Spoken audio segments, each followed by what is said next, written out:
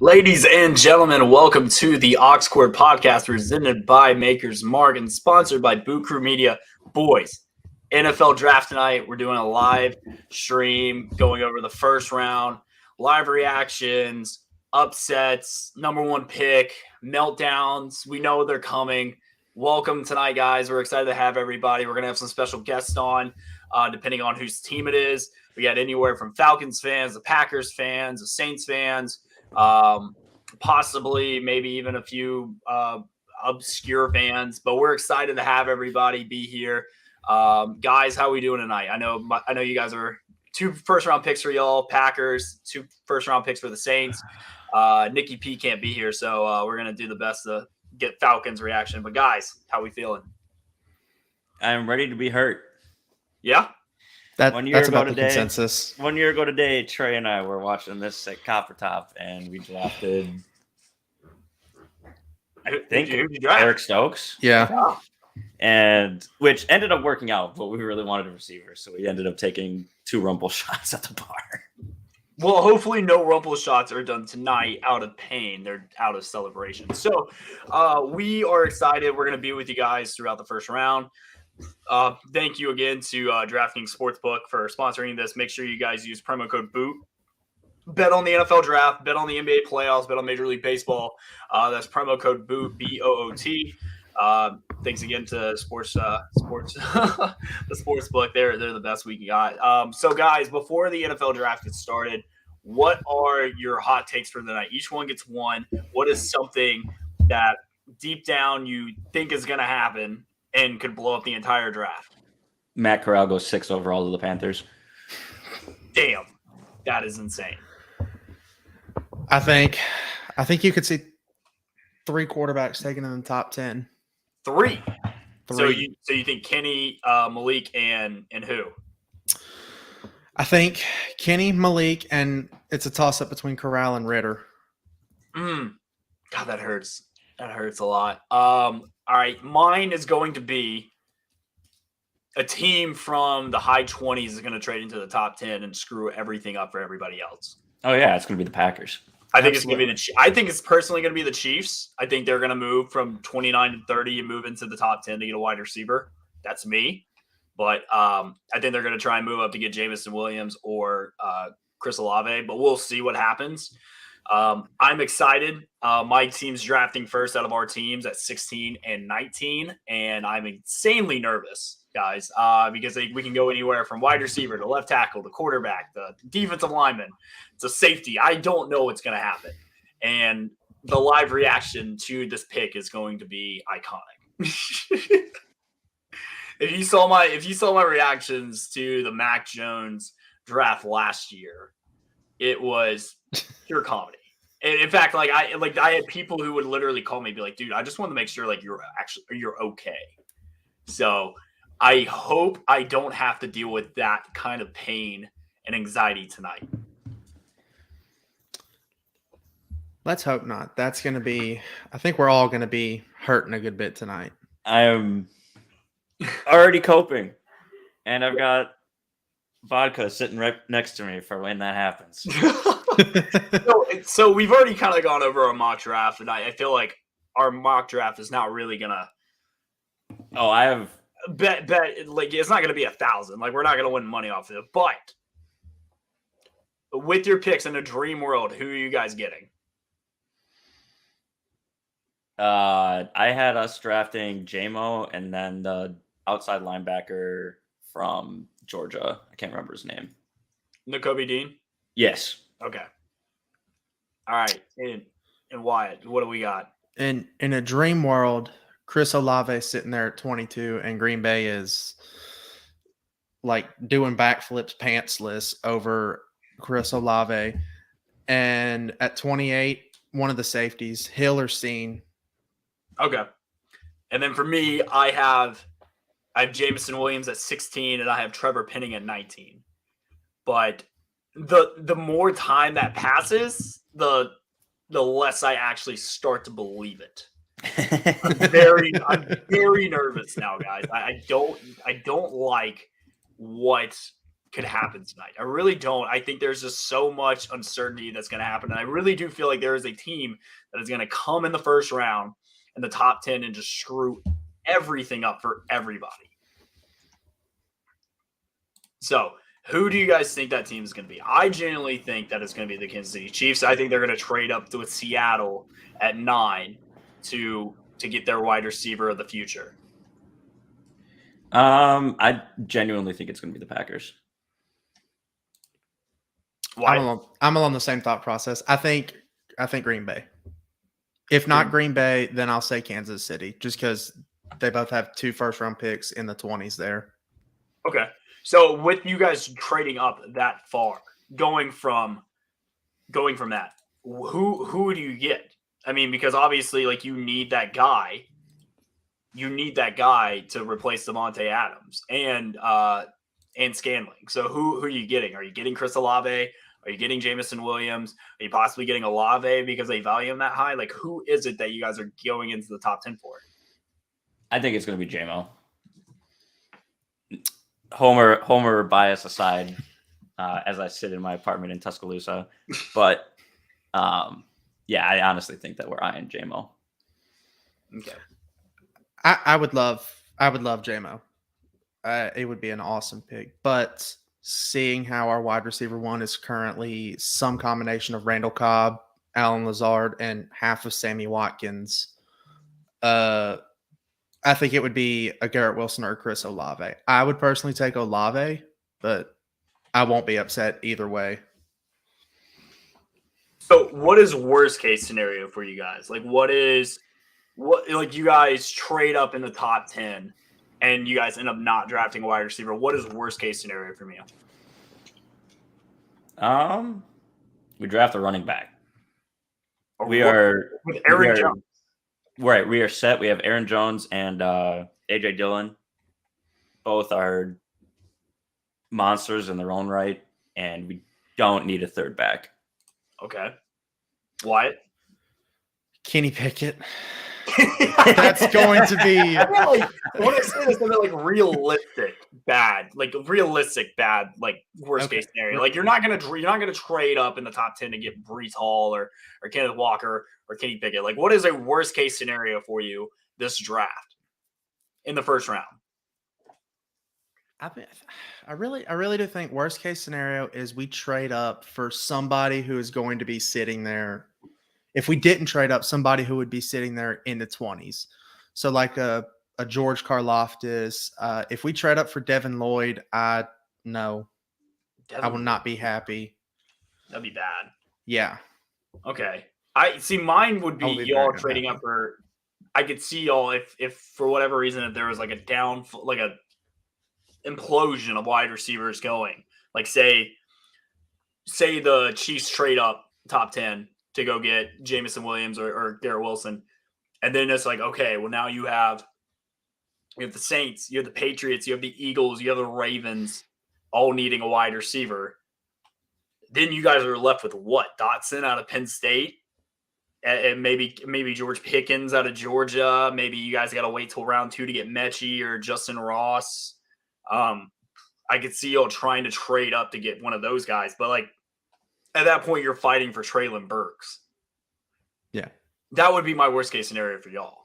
I mean, I don't hate the Treylon Burks pick. But trading up for him, though, is the thing. Oh, absolutely. Oh, no. I think he's sitting there. I think he's still sitting there at 28. I think we passed him the first go round, and he's still there at 28. Yeah.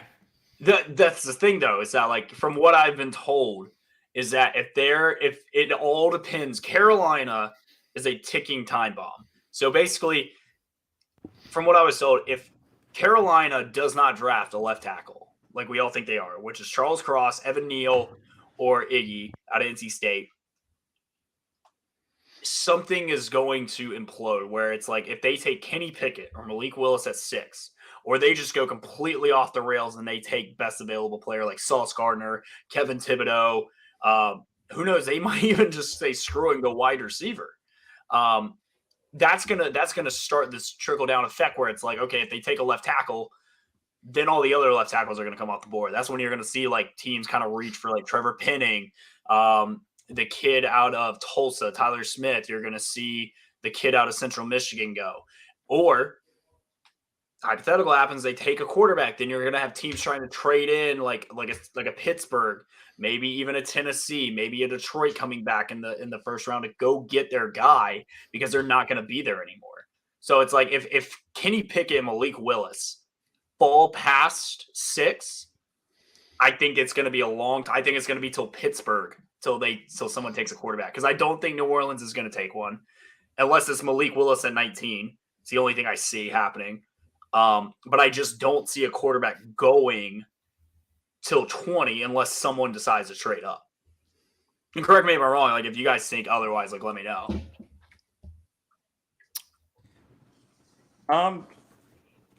Yeah, I don't know.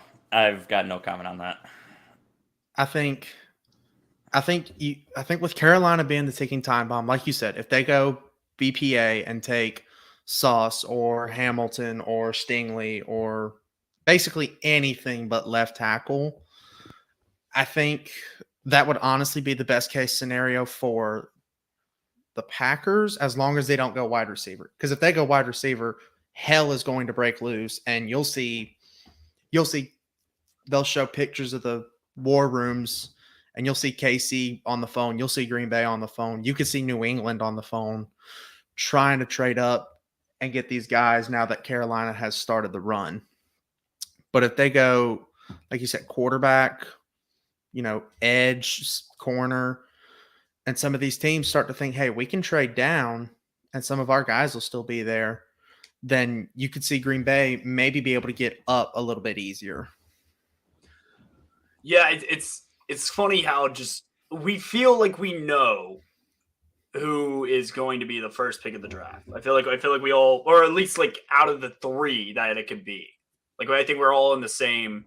It's either going to be Aiden Hutchinson, Walker out of Georgia, or possibly, if Jacksonville decides to go this route, which I don't think they will anymore because they locked up Cam Robinson, Evan Neal. I think those are like the 3 that everyone are comfortable with saying, right? Yeah. So I think Kayvon's got a little chance, but I don't think so. At this point, it's not going to be him. No, I don't think so either. But like not because of talent. I think it's a lot of like just off filling the needs. Yeah. So and the clock has officially started for the Jacksonville Jaguar. Ice Cube on stage making the announcement, which we love to see as a Vegas Raiders guy. So I'm excited. Draft is starting. All right. So boys, first pick. We're on the clock. Who is your number 1 pick prediction? I am going Aiden Hutchinson out of Michigan. After they locked up Cam, so I had Iggy going first, and then they locked up Cam Robinson after we made that announcement or did that mock draft. I really like Aiden Hutchinson to Detroit. I think it's just a good fit there, especially with him growing up in the area. But I don't know who else they would take because they don't really need a left tackle anymore. So right now, I guess your only options would be Kayvon or Aiden. Well, or you're not gonna go with I'm like, was it Trayvon Walker? I can see that, but I really think that they do draft a left tackle here just because it's the Jaguars. You think Jaguars just say screw it? That would be the smart pick, though, is to go tackle here. Well, they just locked up Cam Robinson. Yeah, but you still need a right tackle. Robinson and Neal both have experience at both tackle spots. If the Jaguars were smart, they would go Evan Neal here. I don't think the Jaguars are smart. Right. I mean, look, it's not an Urban Meyer team anymore. This is Doug Peterson now. Who? Doug Peterson, Philly's old coach. Philadelphia's old coach. This man won a Super Bowl with Nick Foles at quarterback. I'm just saying, this guy. I like Doug Peterson. In fact, I think that Philadelphia made the wrong decision getting rid of Doug to keep whoever they had. I really do feel that way. He brought a championship to Philadelphia. I'm not saying he's going to bring a championship to Jacksonville, but there's a shot. So we're here. We have our first guest of the night. our personal friend from Saturday Down South, an SEC troll himself. Give it up for Chris Marler, the man who is Hold on. you're the sexiest human being on the stream. It's just true. How did I get dubbed or labeled as a troll, an SEC troll? You I got provide facts to the masses. I mean, I'm just saying, like Chris, I love you, but you got to admit, you are good at what you do. That is that's a good way to put it. You should have opened with that. That's a very good point. Fair enough. Well, thank you for joining. I appreciate always having you on the show. Draft night, love that you're repping the Tide. Well, I'm going to go ahead and start out with this because the Jacksonville Jaguars are already on the clock. Who do you think is going number one? It's Trayvon Walker. I base any kind of knowledge of stuff like that strictly with what Vegas is doing, and ironically enough, they're obviously in Vegas. The numbers on that, now, if you would ask me that at any point before even this week, I would have been shocked if that happened, no matter how big of the numbers he put up at the combine. It's just kind of crazy, right? We've seen first rounders, we've seen projects before. We've seen Al Davis reach and the Raiders consistently I'm trying to get still set up because hours ago. But we've seen Al Davis and them reach with the Raiders, for Bebe, what was his name? Darius Hayward-Bay, the kid who he ran a 4.3 flat, but he also literally his hands were rated an F, which is not great, guys. But with a guy like that, having almost 1,000 less career snaps than the other guys, and in a year like this where you have so many guys at that position that have not only been elite or whether it's highly touted, recruited, All-Americans, it's crazy. I haven't seen that from that one specific, especially not in a quarterback position, right? Yeah. I think that's who goes first. We had Chuck Smith on yesterday, who has trained a lot of these guys here in Atlanta, and he's really high on Kayvon Thibodeau. He thinks that's who should go first. It's Jacksonville. It's not going to fucking matter anyway. They're going to have the first overall pick next year. They're going to end up getting, I don't know, probably. They'll probably end up drafting whoever our third best receiver is at Bama instead of Bryce or Will Anderson, to be honest. Well, they would be the first team ever to ever have the number one pick 3 years in a row. That would be a first. So technically, Jacksonville is going for a 3-peat this year. How many people or how many teams have had two? Because I thought that was astonishing. I think I saw something the other day. I think it was 3, 3 or 4. But yeah, it doesn't really happen often. So the fact that Jacksonville found a way to do it 2 years in a row and have 2 coaches in the last 2 years, it's just kind of remarkable. It really is. So yeah, it's almost impressive how bad they are. So with this and you being the big SEC guy that you are, who out of this draft besides Walker are you expecting a home run for? My pick is Derek Stingley Jr. I think he's going to go to whatever team he goes to, and I think he's going to be a slam dunk. I really do. I know he had his best year in 2019 when he was 18 years old and he was best corner in college football. And then COVID happened, and it just seemed like last year he kind of fell off a little bit. But I really think he's going to be a plug-and-play guy, and he's going to make any team that takes a chance on him shine. I have him going to Houston. I think he'd be a great. He's going to Houston. Yeah, and I think all the numbers say that. You're right. Yeah, and that was before all the Vegas odds came out today. I could also see him going to Minnesota. I could also see him falling to Atlanta. But I think wherever he goes, I think he's better than Sauce Gardner. I think he is. I see. Here's the thing for me, and I'm there are people that are making these picks. Thank God that have more knowledge and obviously way better instincts for anybody that knows me or has followed me on social media, because that's never been a strong suit of mine. But when you talk about Derek Stingley, it's such a polarizing conversation with LSU fans and Bama fans especially, right? Yeah. I think he's really talented, obviously, and we can't deny anything he did as a true freshman. To be an All-American at that position as a true freshman is not just a freshman All-American, an All-American. So it's really impressive. My thing is that where's he been? If you're looking at 2019, we had somebody on the podcast last night talk about this, Chris Gordy, who was like, yeah, I just look back at the 2019 season, how dominant he was. Well, there's been 2 seasons played since then. So I don't know how we just kind of throw those to the side and say, well, he was really good his freshman year when he played on a team that had 14 other draft picks in the overall and set an NFL record, maybe had one of the best teams of all time. But he was really good that year when he was surrounded by all those.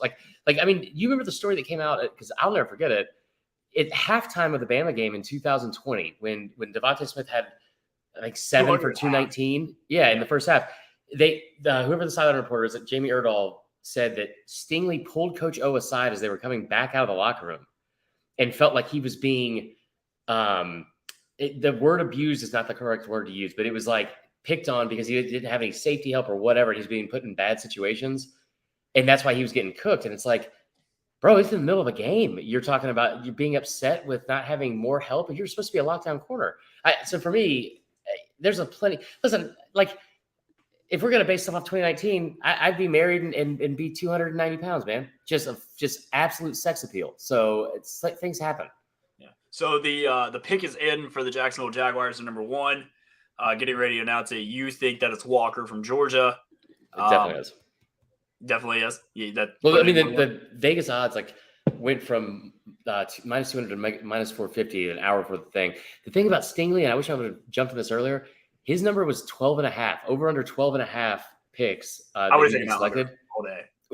So, and now, of course, he's a lock to go third overall. And like, he's the betting favorite for that. It's just kind of crazy. I know I had him. So originally my mock draft that we did for the show, I had him going 3 overall to Houston. I thought that was a good pick over Sauce because I had Sauce going 4 to the Jets. But now it's like, God, I wish I would have, obviously done the sportsbook app to get that going. So let me ask you a question. Why don't you like Sauce? I think so. No, I like Sauce. Like I like his measurables. I like his swagger. I like his confidence. But like I just look at him and I just see Stingley do it against top tier talent. The only guy I've ever seen cook Stingley is Devontae Smith, who won a Heisman. And then with Sauce Gardner, he has this thing. So here's the official pick. Unreal. Trayvon Walker. I'll tell you what, think about this. So Trayvon Walker goes number 1 overall as a fantastic athlete, but a role player on that defense, right? Like a guy that was technically not a starter, even though as talented as he is. Yeah. Jordan Davis, his number right now is dropped all the way to 13.5. He'll be a first rounder. Devontae Wyatt will most likely be a first rounder. Nakobe Dean, they're crazy if you don't draft him in the first round because of his size. Jermaine Johnson's about to be, his number dropped inside of 10, in some places 7.5 over under total picks for him to be selected. That's a guy that couldn't play at Georgia. Yeah. And left so he could play at Florida State. So with Walker and him playing on the stout defense that he played on with Nakobe Dean, Jordan Davis, Wyatt, Sign, who's projected to go first round 2. And then you also have the other linebacker from Georgia who's starting to get a lot of rise too. Why Walker? Why now? When he didn't really have to deal with double teams all season. He got a lot of single coverage. Like the one game I thought he excelled in was the Clemson game in the first game of the year, but I kind of watched him get handled by Evan Neal in the championship game. Right. And the big moments, he just didn't flash on the screen for me. Did he just wow the combine that much? I don't think anybody was. The play they're showing right now is when he is how he put his whole resume together, in my opinion. The play he had in space they're showing against Florida, where he had the tip ball. I mean, that's a 280-pound dude dropping back in coverage with hips that are that fluid, or 270-pound dude. So the athleticism is off the charts, right? I think everything kind of got brought to a national awareness of Trayvon Walker in that Michigan game, because you're talking about a Michigan offense that had the Joe Moore Award, best offensive line in the country, and you got a pulling guard coming down. It's one specific play where, and especially if you compare it to Hutchinson, which I think a lot of people unfairly did, but the play where you have a pulling guard coming downhill on him at 300-something pounds, and he just forearm checks him and still makes the tackle. It's one play.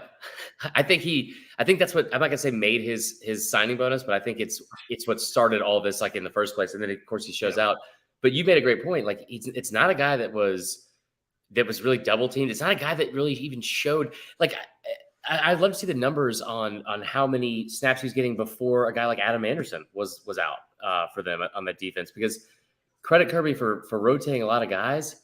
But man, you had Jordan Davis, you had generational talent on that team at several positions that were like taking attention away from you. You can't fucking put one person on Jordan Davis unless it's like, I don't know, Andre the Giant. He's dead. I'm pretty sure he'd be a terrible blocker right now. And then, but like Nakobe Dean behind him. That's a really good point about the double teams. I'm trying to figure out the number on his total snaps. I feel like I've already So- talked too much. So the Detroit Lions on the clock. Obviously, I think we all know it's a slam dunk. Aiden Hutchinson, Michigan guy, going to the Detroit Lions. I feel like that's a safe pick. It makes a lot of sense. Dan Campbell getting his defensive end. Yeah. He is a rough caller kind of guy. I like Dan Campbell. In fact, I want what's best for him. I think he's energetic. He's a player's coach. He's passionate. I mean, it's already picked? Oh shit. yeah. So it was in minutes, like a minute after they went live. So they're selecting now. Which if Love it's not Aiden Hutchinson, I'll be shocked. It's Aiden Hutchinson. Yeah, it makes sense. Michigan guy going to Detroit. I think it's a perfect fit for him. That's going to sell some tickets. It's going to sell some jerseys. I'm excited for it.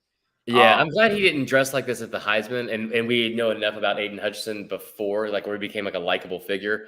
As much as like SEC fans dunk on him, but otherwise, he looks like if in this suit, Yeah. it's like if Biff Tannen was selling like Oxy in like the suburbs of Detroit. It's an incredible aesthetic he's got going on right now. Do you think that he is going to be able to live up to this?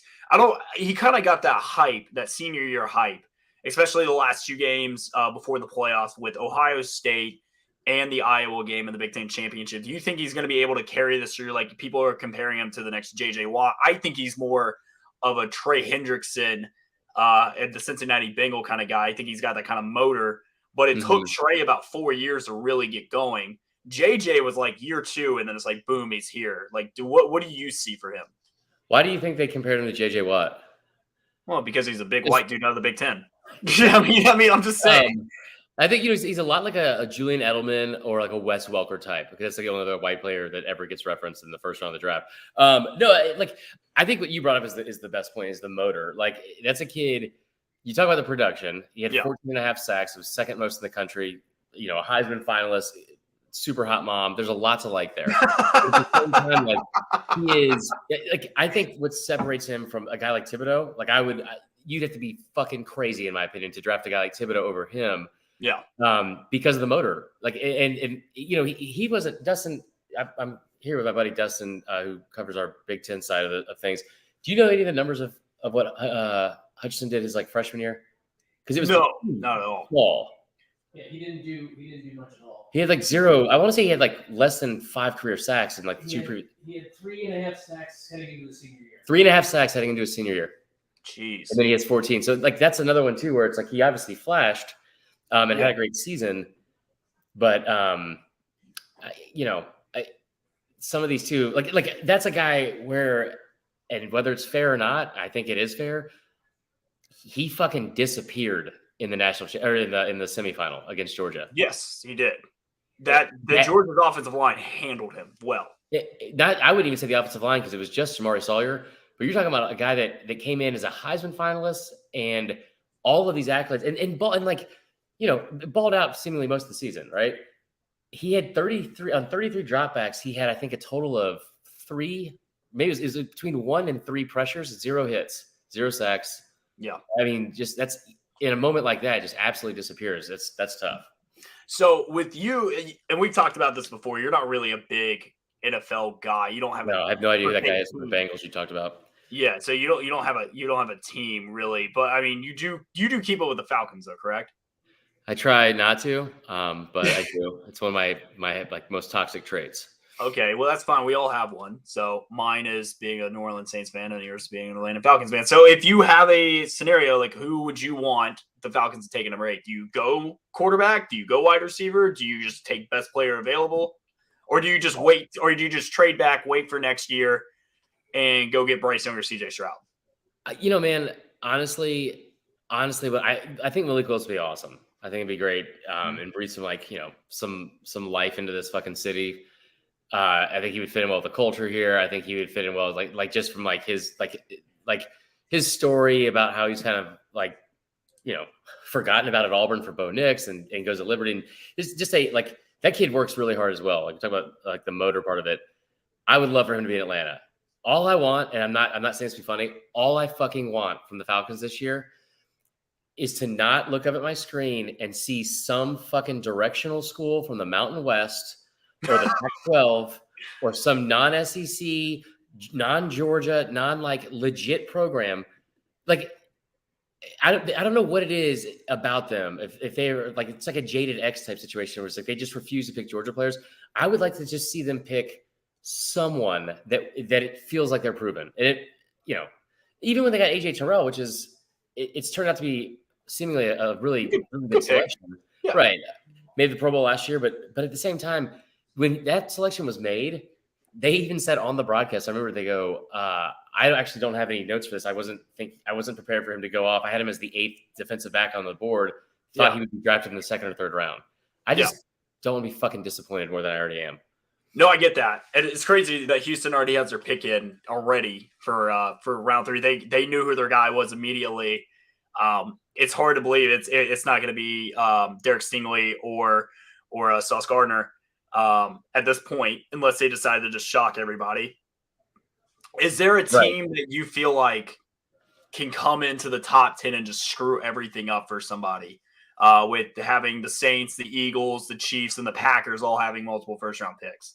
Oh, let's see this thing real quick. Let's see. Crazy. Vegas is so fucking good. Let's see. Yep.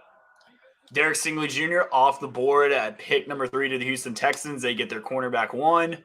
I think it's a slam dunk pick. I think it's safe. I think it's good. I think you get your corner for the next,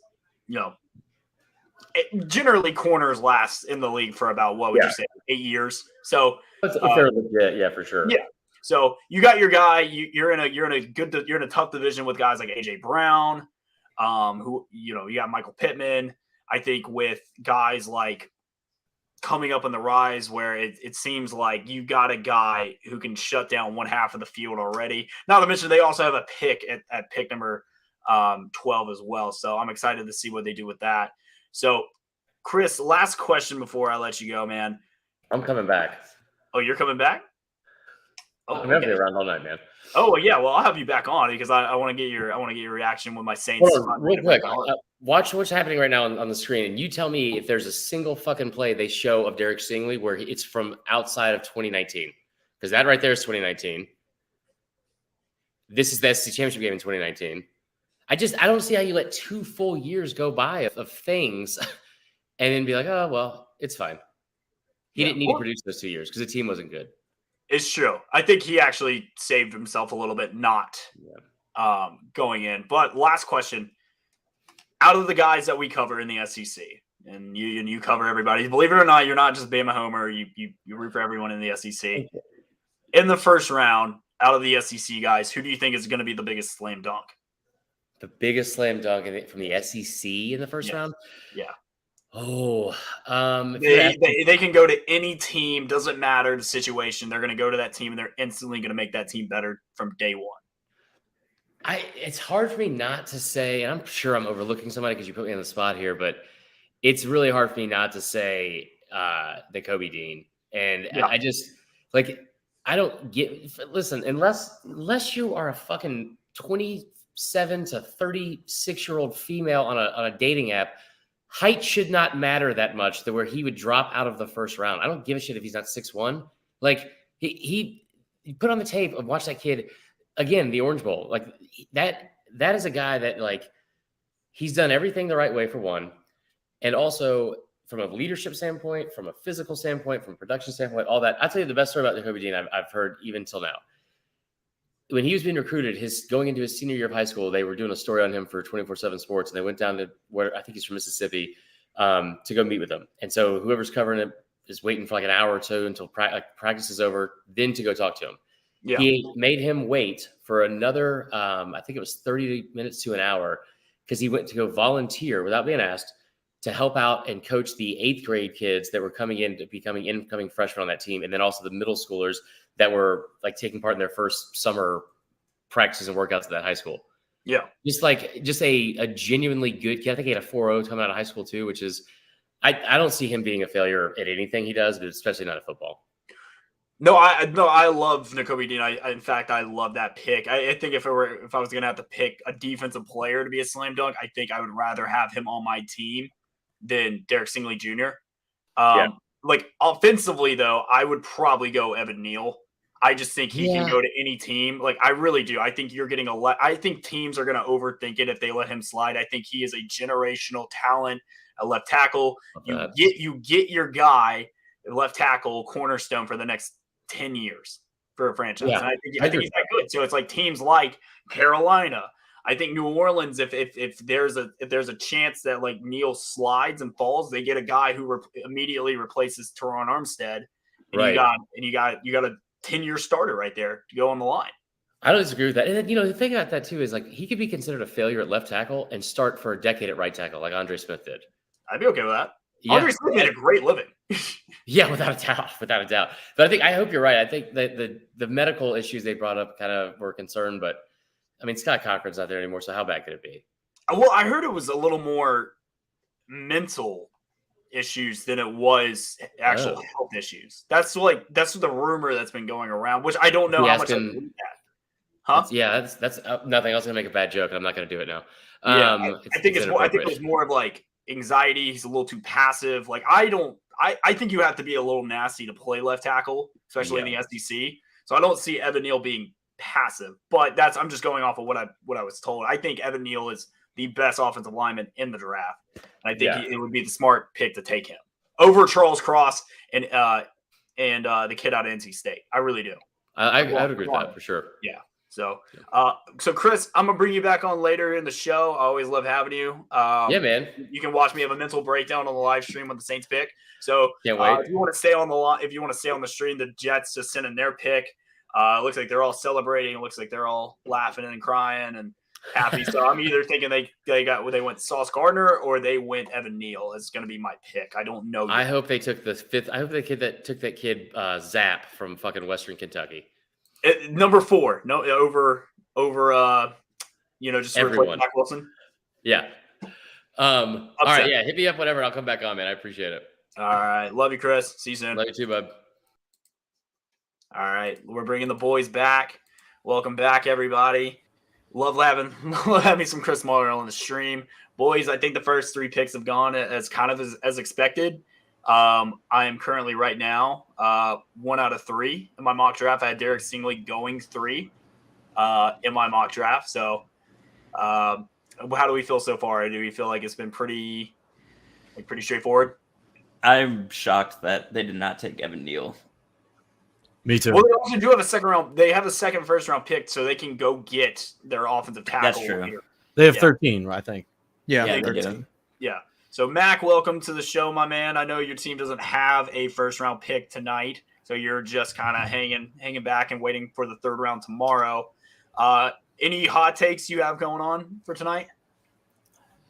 I think of course you could say that there's going to be quarterbacks going late first round, but I wouldn't be surprised if edge defenders are the most Jets picked pick position. just announced. Ooh, let's see. They took Sauce. Oh, it's a good pick. Ooh, yep. All right, now 2 in a row, baby. I had Sauce Gardner going to the Jets. Feel good about this. They got their next Revis Island. At least that's what they hope they have. It might be the unpopular opinion here, but I just really don't think he is what everyone thinks he is. I think swagger wise, he's great. I think measurable wise, he's great. But like, I just don't see it on the field. Like, he's getting ready to go up against Tyreek Hill and Jalen Waddle twice a year. He's got to go up against Stephon Diggs twice a year. And then whoever New England decides to get tonight, or if they make a trade to go get a guy, they're going to have to go up against him twice a year. Like, do we really think Sauce Gardner is going to come in and immediately be that shutdown corner that Darrelle Revis was? Well, what didn't you like about him on film? I mean, he didn't allow a touchdown all of his collegiate career. So, yes, I agree with that. He also played against very weak competition. That's the thing. Like, he could have that going into college, which is fantastic. Like, I mean, what Robert Aguayo didn't miss a field goal in college, and look at him in the NFL, and he has the. This is not. He went the wrong way. Huh? He went the wrong way. I know. I saw that. So yeah. See, he's already going. See, he's already messing up. He hasn't even touched the field yet. No, I think he's going to be good. I just don't think he's going to be like the guy. Like, I would much rather have Derek Stingley Jr. on my team because I've seen him do it against George Pickens. Yes, he had a rough game against Devontae Smith, who won a Heisman. So, but I've seen him play against Jerry Jeudy, Henry Ruggs, Jalen Waddle. He's played against who has he played against? Kadarius Toney at Florida. He's played against good talent in the SEC, and then he also played against guys. Was it Justin Ross, T. Higgins, and then he's played against Chris Olave, Garrett Wilson. Did he play against CD? Huh? Did he play against CD in the playoff game? Stingley? Yeah. He probably played against CD Lamb and Rambo and all them. So like he's played against big name players.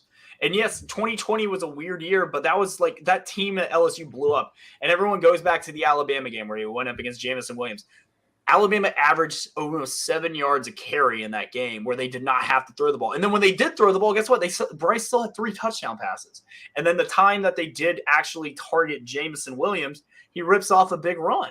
So like the one play Sauce was on him was a screen pass that got blown up because there was no one blocking on the game. Like that is just going to be overreacted.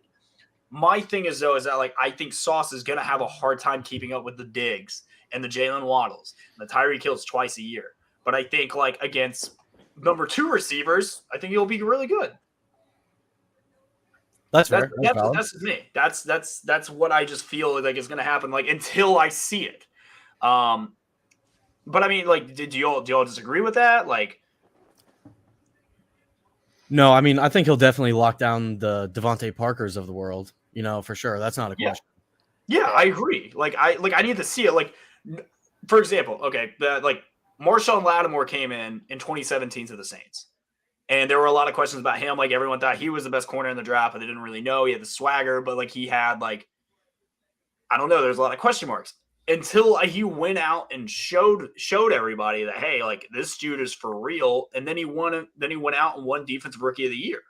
So it's like corner is like I feel like one of the toughest positions to adjust to because the route running's better. You can't press them like you do in college. They're faster, they're stronger. Like I just needed to see it from him, and I've just seen more from Derek Stingley Jr. than I have Sauce Gardner.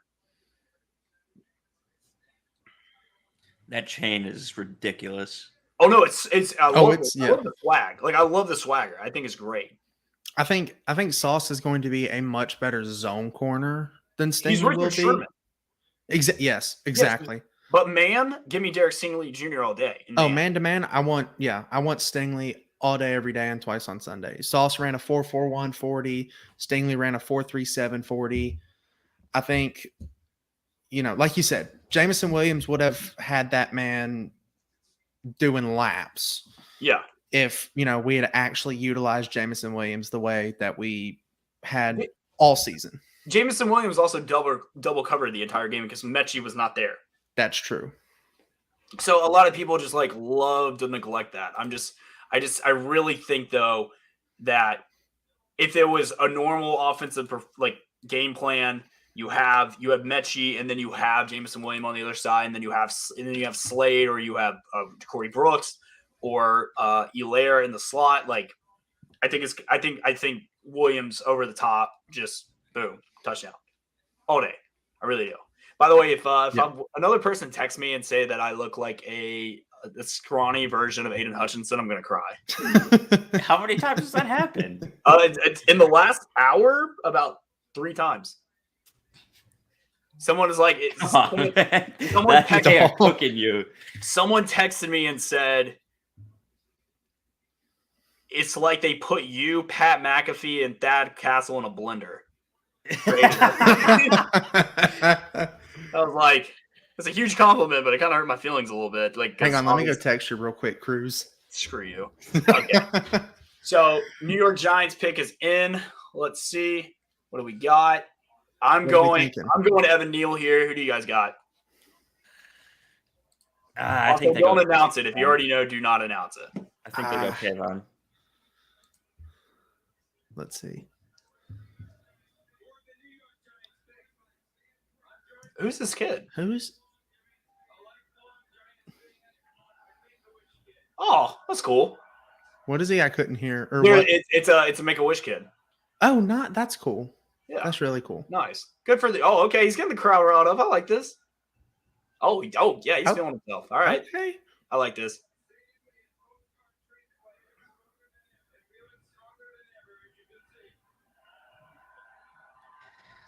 My stream is like 2 minutes behind.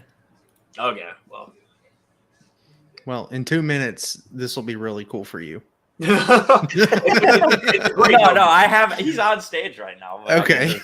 Like when he was reading out the Make-A-Wish kid, It's a great moment. I just hit that when I made a comment about it. About my stream being behind.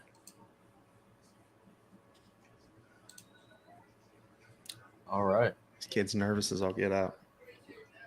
I could tell. Oh, Kayvon Thibodeau, Kayvon. New York Giant. Wow, that's a good That's pick. the first one I right on the like board, baby. That's a good pick. I like that a lot. You go back to your traditional routes from 2007, 2011, getting an edge rusher coming off. I think that's a great pick. They need to get back to their pass rusher. They're already moving off of Daniel Jones next year, not picking up his 5th-year option. I like this pick a lot. You're building towards the future. You also have a second first-round pick, so you either trade down and stockpile for next year. Maybe you add some more talent on the offensive line for your guy next year or the future. I like this pick. I think it's a good pick if he lives up to the hype. Guys, what do you think? I think it's a good pick. I misspoke. I had Kayvon going to the Jets. But I had them taking Trayvon Walker. I'm also 3 in a row right now. I'm need doing to good. Yeah. Back to like having the defense that no one wants to play against that they had when they were successful with Eli Manning. Yeah. So I'm three picks in a row right now. I had Stingley. I had Sauce and I had Kayvon Thibodeau. 3 in a row. I'm going for 6. I'm trying to remember who my 6th pick was. Matt Corral, baby, to the Panthers. Matt Corral is not. Oh, so this is it. This is the pick. chill out. The bomb. This is the bomb. The pick that's coming up. That is the ticking time bomb of the draft. From everything I have heard, if they do not go offensive tackle, we're in like it's going to be something, and I'm excited.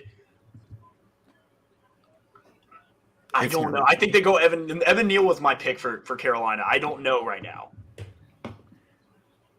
But going back to the Giants, I like the Kayvon pick considering the fact that they've got He's excited. 7. He's pumped. Yes, He's he excited is. to be there. I think it's great for a media market wise. Absolutely. Yeah. Okay, So, that's cool. yeah. I like that. Let's see here. With them having the 7th pick as well, I think Thibodeau is the right choice there. They picked up Dexter Lawrence's 5th-year option today, so they're getting back to those how they won the Super Bowl, just nasty defensive lines. That's a good pick for the Giants. I like that one a lot. It's big. I think it's a great pick. I think if this guy lives up to the hype and he plays to his potential, I think he's an all-pro in 2 years. He has that ability. He really does.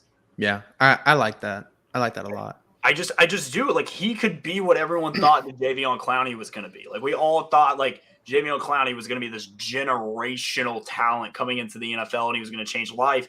And he had flashes, but he also had J.J. Watt on the other side and Whitney Merciless and Zach Cunningham. And he played in a weak division. Like, Clowney never lived up to the hype. This kid can go to New York. Yeah.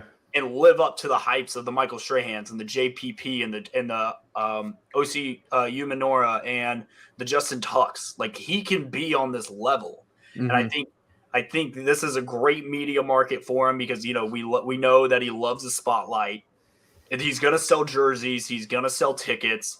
I think this is what the Giants need to get people excited about the Giants in 2022. Yeah, and then you look forward to 2023 with. Possibly a Bryce Young, a CJ Stroud, a JT Daniels, a Jaden Daniels. Like, we don't know. Yeah. I'm excited. This is great. I like that. About this pick. That is a great pick. And like you said, he could be what everyone thought Jadeveon Clowney was going to be. Yeah. I did see that he got knocked a little bit in the pre-draft process because the issues with Clowney currently are the issues everyone was having with Thibodeau. Does he take plays off, character concerns, this other stuff. And I like that the Giants didn't fall for that. I do think, though, Thibodeau at one point in the process compared his game to Jadeveon Clowney's.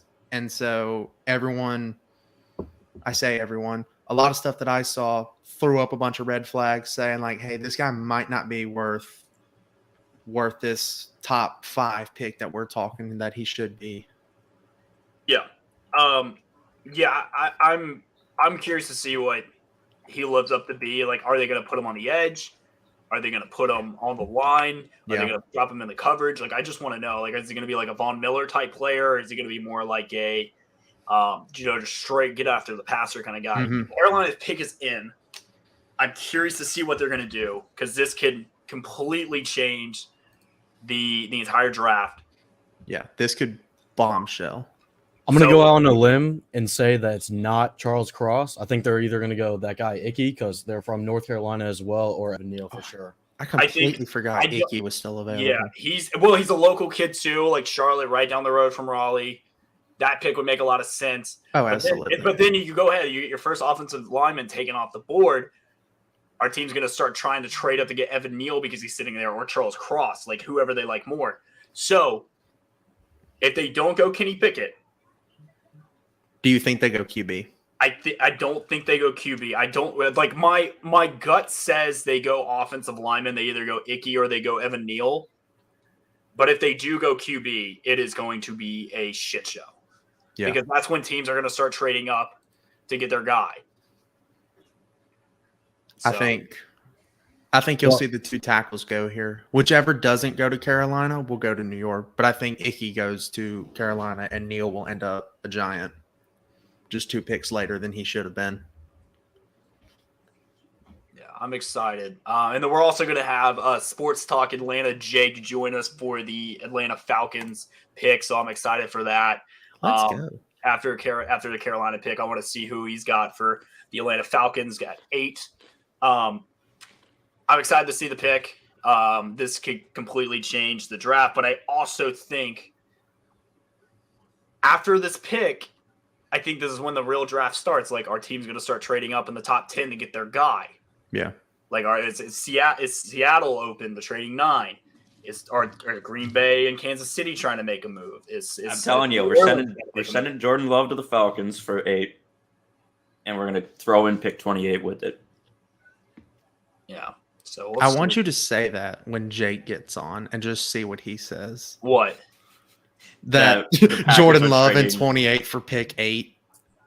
That is the worst possible trade, and I think he might block us if I ever suggest that. If we bring that up. Like, look, I give the Saints a lot of crap for drafting Cesar Ruiz in that draft over Patrick Queen, but that Packers pick is to Jordan Love, trading up to get Jordan Love, was by far the worst trade/pick I've seen in years. Oh, I turned my TV off. It's bad. I didn't watch the rest of the first round. I cut the TV off, put the phone on Do Not Disturb, and went to bed. I was done. I did not look at any analysis. I didn't watch his post-draft interview. No, I was done. I thought it was a great pick. I mean, it's just You don't have a first rounder. Why are you here? dude, he's got better than a first rounder. He got Tyreek Hill. That's a first round pick itself. I was going to say, I was listening to a Dolphins podcast because I keep up with the Dolphins now because of Tua. All right. Here's the pick for Carolina. Here we go. Icky.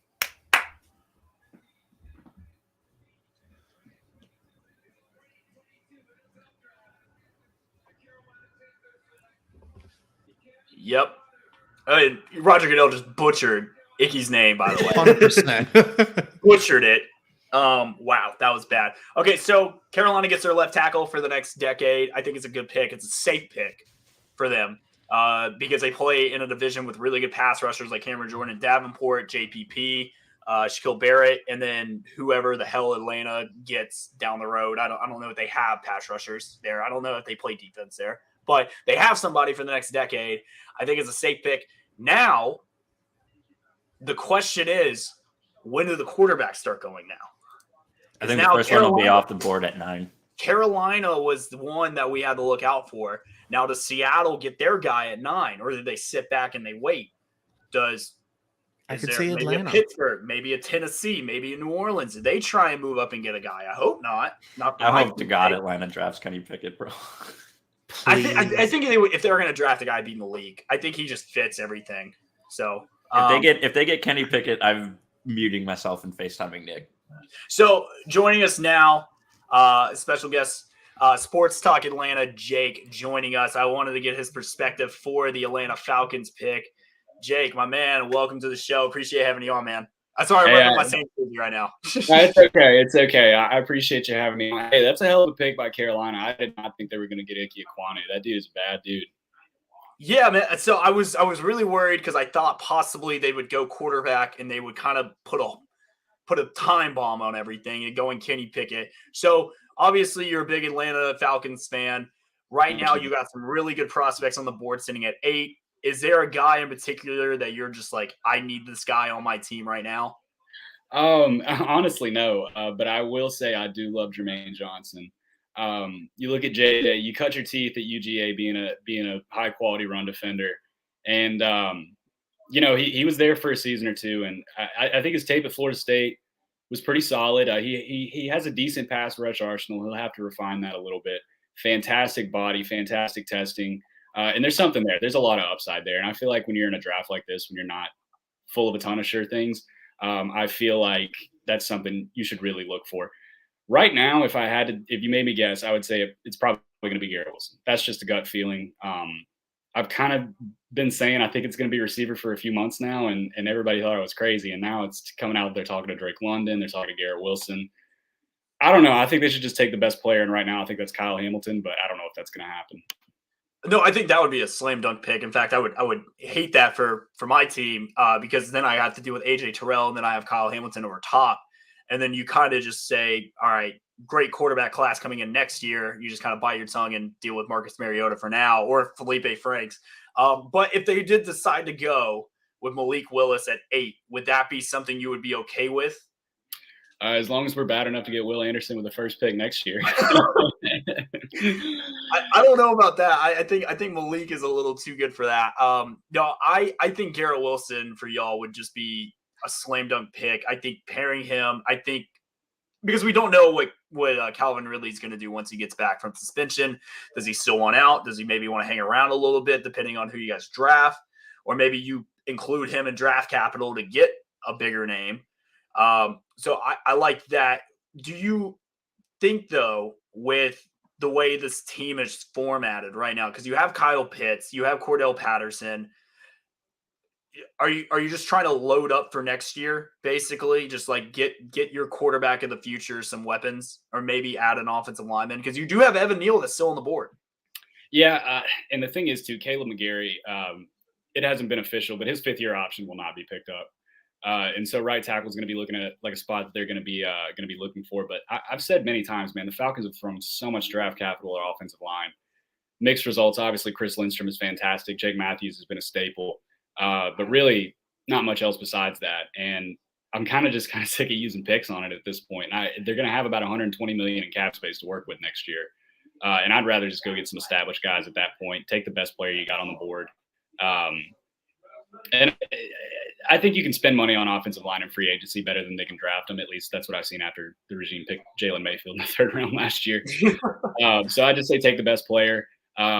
Hopefully they're pretty bad because I really want CJ Stroud. I like Bryce Young too. I haven't dove too deep into this whole class, but man, next year's gonna be so low. You got Jackson Smith and Jigba, Bijan Robinson, Will Anderson, Jalen Carter out of Georgia. There's some fantastic names going. Yeah, and the Giants have their pick in. It looks like it is Evan Neal out of Bama. He's finally off the board. A huge pickup. So you get two of the best defensive and offensive lineman prospects in the draft. They're building for next year. New York is trying to rebuild what they were, known for in 2007 and 2011. So obviously I see like the Georgia Bulldog flag behind you. It hurts a little bit. Your guy goes number 1. And Walker, you guys have a projected, I think, 3 or 4 first-round picks this year. Is there a guy, if you're a GM for an NFL team, is there a guy for you that's slam dunk? Mine is Nakobe Dean. I would love the Saints to pick him at 19. I think he would come in with the Mario Davis and that defensive line and just wreak havoc. I don't understand why teams have questions about it with his size because tape doesn't lie. Yeah, and you listen to him talk and you listen to him in interviews. 3.9 GPA, mechanical engineering major, very smart football player. He made that entire defense. He was the best player on one of the best defenses in modern college football history. Yeah. I just don't understand the concerns. There's no concerns on tape. The size thing, really, in today's NFL, really you just want a linebacker that can cover space. I mean, I thought we were past the days of guys who have to be 6'4" and 250 pounds. And I think Nakobe Dean's a fantastic player. I think he's got excellent character. He's very smart. He's going to pick up an NFL playbook very quickly. I don't get the concerns. I'm with you, though. I think Nakobe might be the best player out of this bunch. I think it's either going to be him or, honestly, I like Devontae Wyatt over Jordan Davis. I think Devontae Wyatt's got a very bright future ahead of him.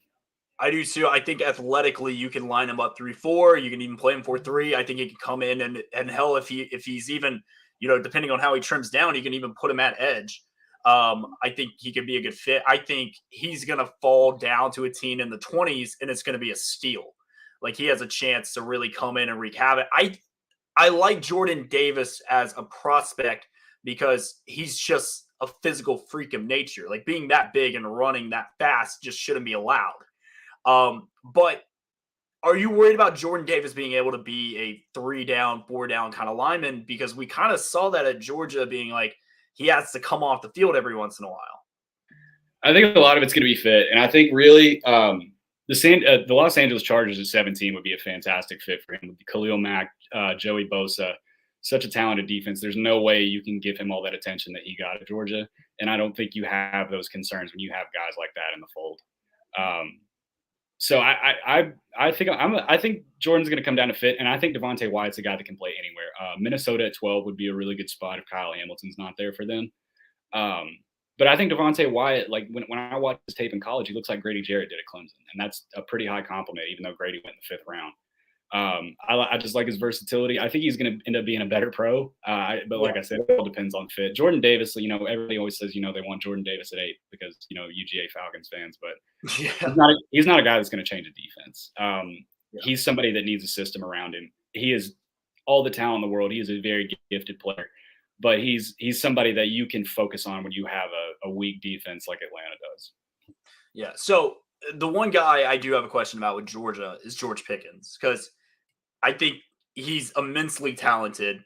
I think he can come in. He could be a Des Bryant type of player, but everyone just says he does not interview well. He doesn't test well, but physically he's a freak. Do you see him coming in being a problem, or do you think he needs or do you think that's all culture too? Like, do you think him going to a New England or a Green Bay or a New Orleans, like being around that culture in the strong locker room, is what's best for him? Yeah, I 100% with the culture thing. 2 spots that I think would be really interesting him if he does go in the 1st round, which I think is a possibility. Green Bay and Kansas City, 2 spots that I think would be perfect. I mean, if you're a guy who's coming into the league and you're playing with Patrick Mahomes, that is a privilege, and I think he would treat it as such. If you're coming to play with Aaron Rodgers, that's a privilege. If you're going to play for Bill Belichick, that's a privilege. Maybe a place like Detroit, Jacksonville, New Orleans. No, I'm just kidding. Places that aren't exactly, places that don't exactly have an identity yet. I don't know if that's going to be good for him. But if he goes to somewhere like that, I think the sky's the limit for him. I always prime Des Bryant, man. He's just like him. He just wants to beat you up at the point of attack. He wants to go get the football. And he's not the big. He's 6'1" and he plays like he's 6'5". Yeah. So the pick for the Atlanta Falcons is in. I don't know if you've seen it yet. If you want me to, I haven't. Go ahead. It's Drake London out of USC is the pick. All right. That is an interesting pick, mainly because it seemed like Garrett Wilson was going to be that guy. And I like Drake's measurables, 6'4", 220. But I don't feel like he reminds me a lot of Marcus Colston when I watch him. So he won't burn you, but he's a great jump, red zone kind of guy, but you already have that in Pitts. Like, how do you feel about that pick? I got to really watch what I say here. I actually do like Drake London. I think he has all pro potential, which is you can say about a lot of guys in the 1st round. Great with the jump ball. Didn't separate a ton on tape. I think you could have traded back and got him. I don't know if anybody was dying to trade up into the top 10 like we heard.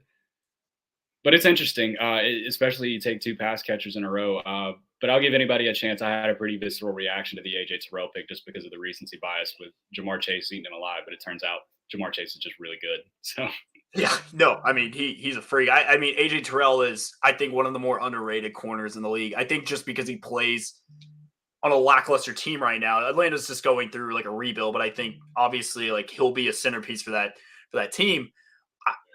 I kind of like the Drake London pick, mainly because you have good corners in the NFC South. Like you have a Marshawn Lattimore, you have a JC Horn, you have a Carlton Davis for Tampa Bay. So Atlanta needs this right now, especially for the future for this guy. So like getting a big body guy with a huge catch radius like Drake London, I actually don't hate this pick. I'm just curious to see how Drake London's game is going to translate because you hit the nail on the hammer. It is the separation thing for him, but I think he'll come in and hopefully get some good matchups one-on-one because you can't double team him because Kyle Pitts is just going to eat. that is true. Like I said, I'm willing to give him a chance. I had him as I think I had him as my 4th rated receiver. But that's really surprising because I think Garrett Wilson is extremely talented. But hey, I don't get paid the big bucks to do this, so I guess we'll see how it works out. So before I let you go, Jake, and I appreciate having you on, what do you have a hot take for the rest of the first round? Do you want to see some chaos happen? And if you do, what do you think will happen or want to happen?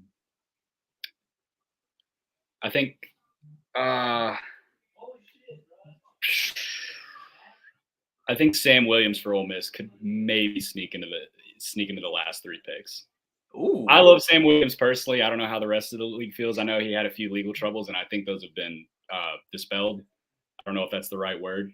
But I think Quay Walker is another guy that will end up being picked a lot higher than a lot of people think. He's been creeping up draft mock drafts the last couple of days. I've seen him go anywhere from Kansas City because they have 2 picks at the end of the first. I think adding a speedy linebacker.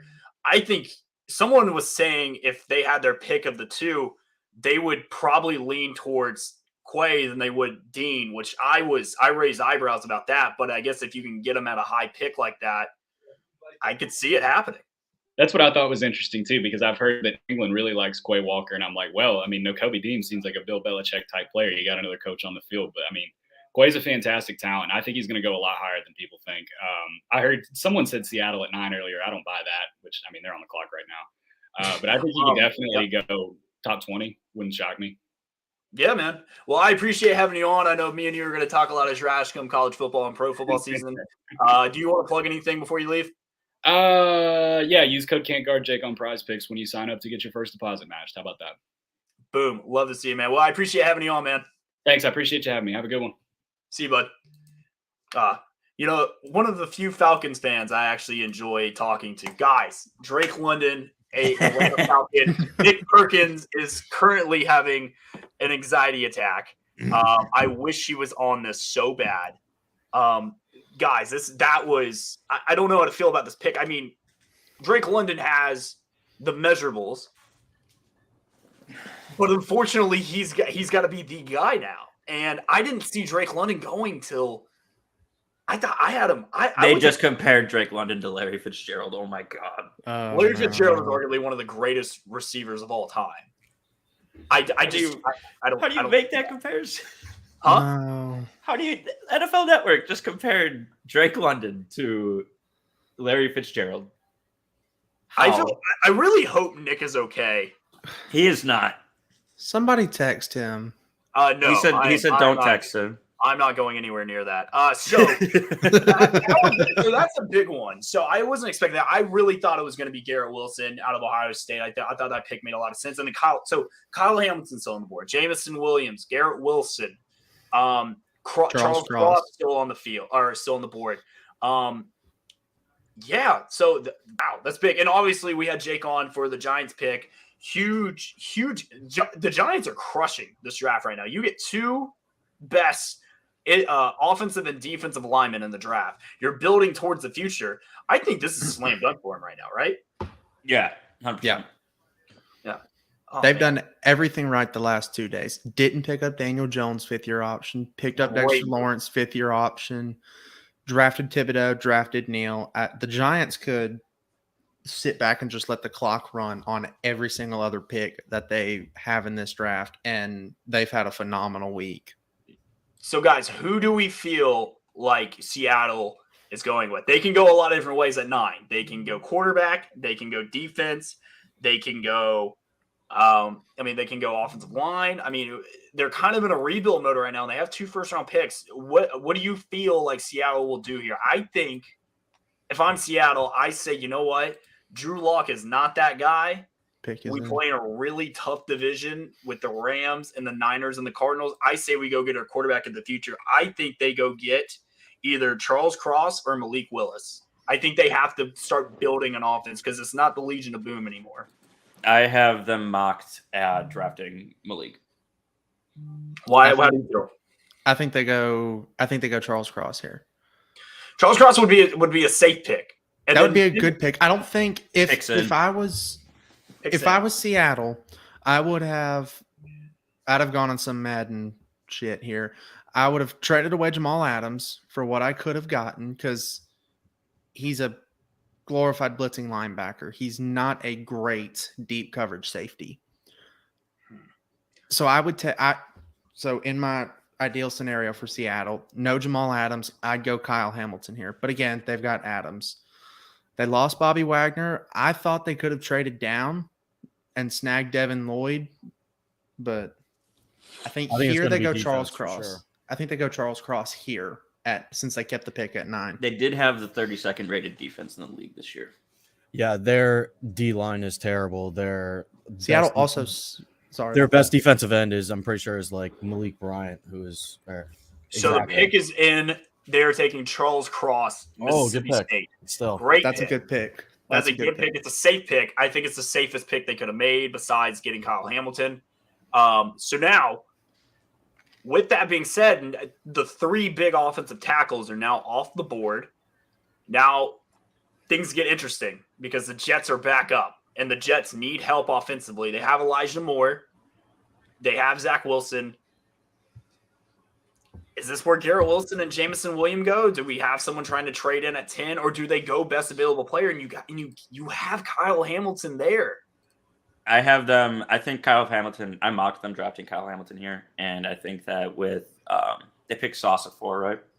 Yes, they got 4. Yeah, I think adding Kyle Hamilton in there will really shore up their secondary.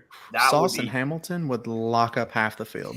Yeah, that would be scary. That's like.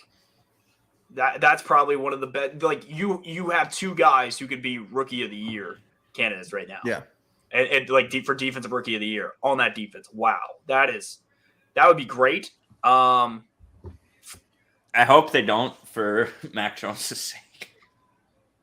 Oh man, I am nervous. I thought you were going to say my sake, so thank you, but no. I forgot you're a Fins fan. It's fine. All right, so Charles Cross gone. Seahawks reportedly fielded. I'm getting nervous, guys, because now the Saints are in striking distance. Oh my God, Nick! So, guys, Nick Perkins just posted a reaction tweet, and I want to see if I can take this tweet. And I think I know what tweet you're talking about. Hold on. Let me see no, I don't. Hold on. I'm muting myself to watch. Oh, he did a video. Are there tears and tissues involved? Oh man, I really want to upload this. Let's see if I can. If I can, this will be fantastic. At what point do we feel bad for Nick? You don't. You just point and laugh. You don't feel bad. We don't feel bad. I mean, we're Alabama fans. We don't feel bad for anyone. As the Saints fan, you probably don't feel bad. For the rest of us, yikes. Poor Nick. Oh, guys. So if you guys please go watch. I just retweeted it on the pod account. Oh man, poor Nick. That's brutal. I mean, but to be fair, like this could be me in a couple minutes. Just saying. I'm nervous. I kind of hope that the Packers trade up here. We're within nervous. We're within striking distance of the Saints and the Packers now. Or we're getting within striking distance. So the Saints are going to have 2 first-round picks before y'all even draft one. So I'm getting very, very nervous. No, you won't. Because now I'm 6 picks away from Jameson Williams being a New Orleans Saint. And here's the thing. I was 1 pick away from Mac Jones being a Saint last year, and I was completely heartbroken. I remember that. I am just the worst kept secret. The worst kept secret in the league last year, though, was Mac Jones to the Patriots. Oh yeah, That was the worst kept secret in the NFL last year. oh man. I think Cruz was hurt more when it came out that the Saints were looking to trade up ahead of the Patriots. We were 1 to pick. grab Mac. We had a deal. We had a deal in line with the Cardinals. to trade up. It was heartbroken. Oh my god, it was the most painful thing in the world. Oh come on! So what do we think the Jets do here? Do we think they I think they go Garrett Wilson. add to the wide receiver run? I think they go Garrett Wilson or Kyle Hamilton. I think that's safe because like one, and Bond said it perfectly. You get a shutdown corner, and you get the best safety in the draft. class. Like this guy is so good. Like he is pick is in. so good. But I mean, they could also add a weapon for Zach Wilson. Like I think Garrett Wilson would be a great fit. Obviously, Garrett Wilson not going to Atlanta shakes things up now because now you took a guy who was ranked possibly like the 4th best receiver, and now you still have Garrett Wilson, Jameson Williams, Chris Olave, and Treylon Burks now, who can now start going. So now it's like, okay, who's gonna bite first? So I'd be curious to see. I think Jets should go Garrett Wilson or Kyle Hamilton. I think Hamilton's. If I'm the New York Jets, I'm taking Kyle Hamilton here. You go ahead and lock up half a field on defense. Oh man, let's see. We got pick is in. Let's see. Garrett Wilson, Ohio State. Wow. So there you go. So arguably the best receiver in the draft, Garrett Wilson out of Ohio State. Everyone thought he was the most pro ready. Is now a New York Jet for Zach Wilson. So I'm sorry for his career.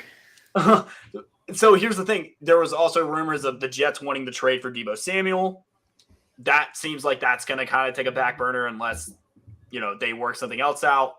Now you have the teams that are going to be like, okay, well, are the wide receivers getting ready to start going now? Because you have Baltimore, you have New Orleans, you have Green Bay, you have Philly. Washington's been projected to take JMO a lot. Washington is projected to go linebacker, wide receiver. There's a lot that can happen. And now it's like, all right, Saints are now 5 picks away from Jameson Williams. And so I'm just very nervous. Oh, man, it's exactly how I was starting to feel with the Mac Jones thing. It's all happening again. It's all coming back. I cannot wait for y'all to take Kenny Pickett at 16. Please, no. I am not ready for that. He might legitimately drop the stream. Like we might just be done then and there. That's it. We're over. Nope. I wouldn't do that. Not going to do that. Dude, if Kyle Hamilton does not go here at 11 to Washington, I think he definitely goes 12 for sure. I don't think there's going to be any receivers taken before 13. I think there could be a run starting there. So that could work out in your favor, Cruz. Yeah. I think that the Vikings are going to take a receiver here. I think they go Hamilton. I think they got Justin Jefferson and they got Adam Thielen and they got Irv Smith and Dalvin Cook. I think they go defense. I think the Walker kid out of Florida State. I could also see Jermaine Johnson still available. Floyd. Floyd. Or Devin, Lloyd. I'm sorry, Devin Lloyd. Lloyd. Devin Lloyd. Yeah. Man, I am. Jermaine Johnson's still available. I wonder where he ends up goes. Because I know the Vikings. You got Jordan Davis at defensive tackle could be interesting for them. Oh God, I really don't want to play him twice a year. Man, can the Vikings just screw this up? They might trade. Vikings don't really need anything. They could just trade. Well, Which they I need a wouldn't- QB. They're not going to trade it to us. Which No, it won't go to us. Oh man, I'm nervous. I need them to do like a Peyton Oh Turner wait, type here pick. it is. The Saints are on the clock. They made a trade. No way. What? New Orleans is on the clock. Did they trade with They Washington? traded with the Washington Commanders. The New Orleans Saints are on the clock. Holy crap! Are we about to get Jameson Williams? Yeah, it's a receiver. It has Oh my to. God, we're about to get Jameson Williams. Please, for the love of God, be Jameson Williams. Nah, y'all are Holy going to take shit. Olave here, I think. Oh. Oh my God. Oh, it's happening. Oh, it's happening. Oh, it's happening. Oh, it's happening. Oh, let me open up OBS here so I can clip this. Who tweeted that out, Cruz? Rap Everyone did. Rap Sheet tweeted it, so you know it's true. Oh my God. We're on the clock. We're on the clock. We're on the clock. We're on the clock. Holy shit. Oh God, my anxiety is through the roof right now. Oh, please get Jameson Williams. Please, for the love of God, let me Kenny get this guy. Pickett. Kenny Pickett. Kenny It's Pickett. not Kenny Pickett. Please do not be Kenny Pickett. Please Oh. be Kenny Pickett. If you guys trade up and draft Kenny Pickett, All right, so here's what we're Please gonna do. take We're Willis. not. Hold on. All right, no one say a word. I don't want to know who it is. I want to be surprised. Like, for the love of God, no one say a fucking word. Sorry, that was our one F-bomb for the show. Oh God. Deep Oh. breaths, Cruz. Just pace around the room if you have to. I can't do this. Oh God. Oh God. So the Saints still keep 19 as well. do they? Do they? I don't know. I haven't seen the details of the trade. NFL.com has it that way. So they kept 19. Yeah, I think so. So what? We just gave up our third. No, Do you you gave up. Didn't you still have 2 this year? We have 2 firsts, a second, third, fourth, and fifth, and sixth. So then you probably gave up. What pick do you have before 19? 16? Oh my God. Oh, it's gonna happen. Please, come on. Come on.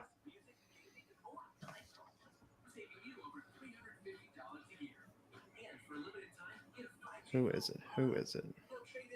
Don't say a word. The Saints are trading the 16th pick, a 3rd rounder, and a 4th rounder to Washington. Don't care. Give me Jameson Williams. I don't give a shit. All I care. Oh my God. If Oh, you guys draft Kenny Pickett, Vinny's about to bust into my room just to watch this meltdown. oh God. I am I am not okay. I want to throw up. Oh man, I want this draft pick to be Pickett so bad. Jordan Davis? Malik Willis, he's still on the board. All right, so the Saints send number 16, number 98, and 120 to move up to 11. So, So 5 spots. you know what? It makes sense. What did we say? We said that if They realized they got burned last year not trading up, and they're not making that mistake again. Well, I also think, though, you have another first-round pick and you have your second. So you can still get your tackle, and then you add – and then I think there's a lot of value in round 2. So I think it's safe. I think they want to go ahead and get their guy. Oh, my God. I think the meat and potatoes of this draft is round 2 and 3. Oh, my God. I need it. Oh, my God. My stomach hurts. All right, here we go. Come on. Saints are taking forever. They're weird. They are taking their time. I am just. You would Very think anticlimactic. you would think that if they traded up, they would know who they're grabbing. Well, do you think there's any chance that they traded up to get a tackle? No. There's no one. There's no, unless it was Neal, no, or Trevor Craw. Penning. They're not going to trade it to get Penning. No. They could have got him at 16. This is like, if you're making this move, you're getting like your guy. And I know for a fact Jameson Williams is the number 1 guy on their board. But the fact that Evan Neal is gone, like, this is their guy. They've wanted him. They've interviewed him well. He's a perfect fit for the offense. Kansas City's been rumored to move up and get him. So is Green Bay. The pick is in. I think this is it. I think they get their guy. Holy shit. The pick has been made. Should we cross our fingers? I'm not okay. I'm crossing my fingers. It's Kenny goddamn Pickett. I'm not okay.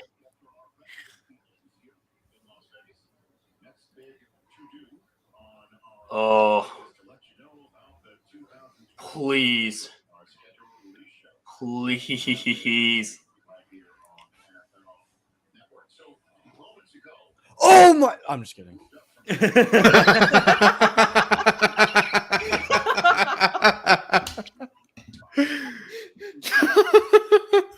Cruz, what's the BPM on your Apple Watch right now? Roach is wondering.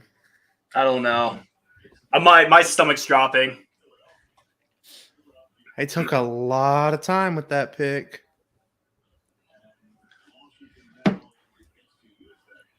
Come on. It's making for bad podcasting. Come on.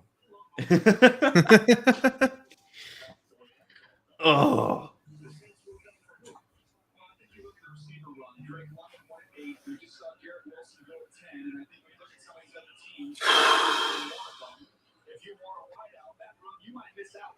Do y'all think there's any chance a running back goes in the first round tonight? I can see Brees Hall. Late, I could see it.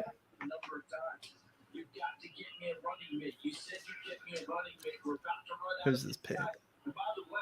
Maybe the Lions or Buccaneers late on. I think didn't the Buccaneers re-sign Leonard Fournette? They did. Yeah, they also Okay. lost Ronald Jones as well. Did they lose Rojo? Okay, I didn't know that. To Or the wasn't at Chiefs. the forefront of my mind. That's a good pickup. That is good for Kansas City, especially with Edward Zealer not doing as good as they hoped. Commissioner of the NFL, joining us here up on the stage right now. A special announcement. Jones is putting on a fucking clinic right now against the Suns. Oh. Second F-bomb.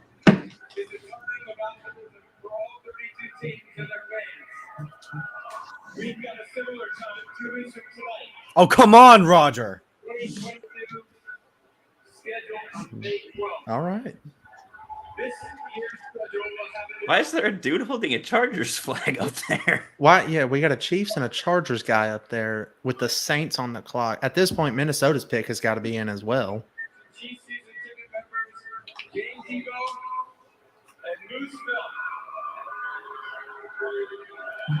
Also here is Pro Football Hall of Famer Tony Gonzalez.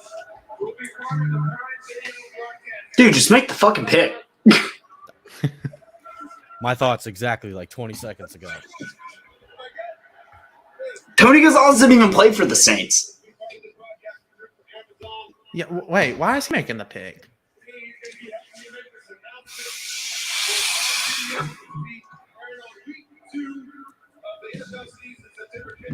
This trade might have really fucked them up.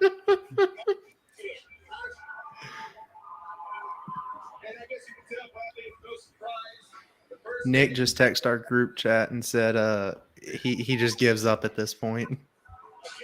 Oh, the Vikings traded to the Lions. What? Lions are on the clock. I actually predicted that in my mock draft.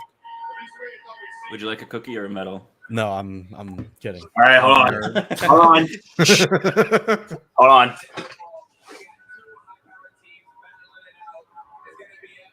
Dude, come on. Shut up. None of these guys even play for the Saints. They didn't play for Washington either. So why are they up here at 11?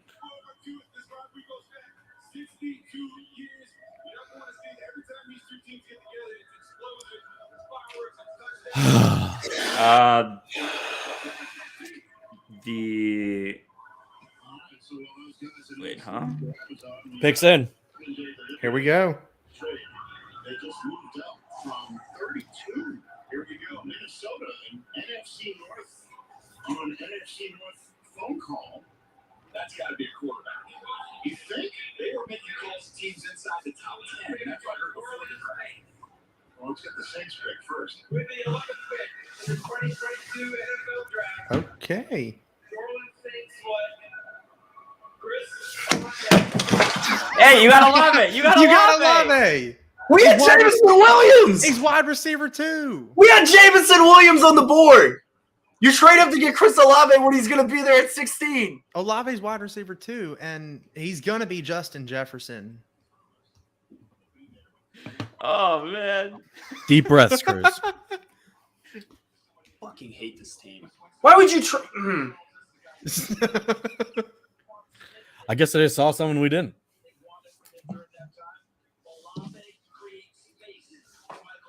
I mean, it's still a good pick. It's just not who you wanted. Oh, it's a good pick. we but we didn't need the trade. it is a good pick. We did not need the trade that much to get him. Yeah, that's fair. I guess they were thinking that the Eagles or Ravens might have taken one or at least two of the receivers. Or what that if they Detroit wanted. does something here? Detroit's taking the QB here. I think they'll go Malik. Oh, Malik would be smart because they need an out after Jared Goff. You know what? I'm not mad at this pick. I'm just glad it was a wide receiver. Chris Olave is great. I think he's going to pair really well with Michael Thomas. Really good route runner. We love New Orleans loves Ohio State guys. Everyone just knows I'm a Bama homer. So like Jameson Williams was like that guy that I wanted. I'm disappointed, but Chris Olave is great. There's no denying he's not good. He's very fast. He's got great hands. I think he's a great route runner. I think he's going to be very, very good and successful for the Saints. I'm not like devastated. I'm just like a little upset that obviously like I wanted my Bama guy. Thank God it was not a quarterback. Oh man. back-to-back Ohio State receivers. Well, this means that JMO's still in play for the Packers. Jameson could be a Packer. You never know. Well, we might be on the phone at 13 and Hey, we also still have another pick at 19. He's there. They're not going to take two wide receivers in the Why same not? draft. I would not do that if I were New Orleans. You just Honestly, lost yeah, Armstead. Texans at 13. Texans I or could see Baltimore, them. I could see a trade up. After that, Philly's going to want a receiver. Washington, I don't know what they'll do at this point. What if Detroit takes Kyle Hamilton here? I mean, that's not a bad pick for Detroit. a bad pick. Double up on defense. That would They not really be could use a leader in that secondary. They lost Quandre Diggs a couple years ago. I don't think they've had a Jeff similar guy Okudah. fill that role yet. Yeah. Jeff Okudah has not been it since he got drafted there. He might need a change of scenery at this point. Oh my God, I forgot how old Kurt Warner is. When did he retire? After the Super Bowl against the Steelers, I think. So like 2011. What do you think goes first, Jermaine Johnson or actually? I think he will. If Malik Willis doesn't go here, I think Jermaine Johnson could go 13. Another trade. The Texans are now on the clock. Are now out on 13. The Eagles are coming in. It looks like Jameson Williams will probably be likely going to Philly now. No, Sheesh. Take Treylon Burks. Please take Burks over Jameson. The Eagles don't need two speed guys. They No. don't have Smitty. No. The pick's in. Jameson Williams is a Detroit Lion. Wow. God You've damn got to it. be They kidding. gave up. The Vikings trade the 12 pick and the 46 pick for picks number 32, 34, and 66. Jameson Williams, now a Detroit Lion. We So got Good for Jared Goff. shit. So that means Motherfucker. that All right. means that Philly is now moving up, and now you only have Burks as the last of the top 5 receivers. That is huge. So now New Orleans pick makes sense.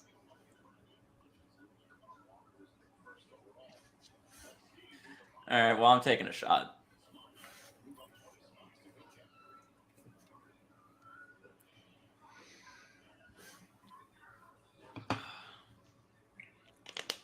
So who goes here at 13? You couldn't even say his name right, Roger?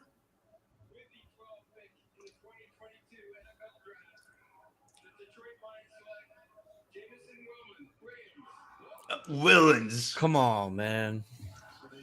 It's not even a hard last name. It's like one of the most popular last names out of anyone. It's the most generic last name ever, and he got it wrong. So I am. Like The I get, pressure got to him. I get So that's messing up huge. to a Tagovailoa So because that's a hard name. so but- Jamison Williams gone. He's a Detroit Lion. Shit. That is, I did not see that coming. That's a huge get for Jared Goff. Or depending on what they do, if they decide to keep him for a while, I didn't see it coming. You get Aiden Hutchinson, and then you get Jamison Williams.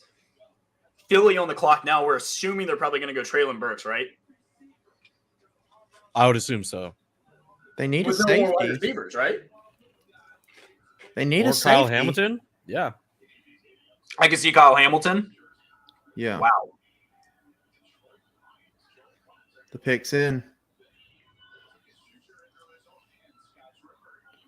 The Eagles trade a 4th and 2 5ths to move from 13 to 15 and still have 15 and still have the other picks. The other first The Eagles got to be. next year. All right, no, the Lions made that pick, I think, because they thought the Eagles were going to move up and take them.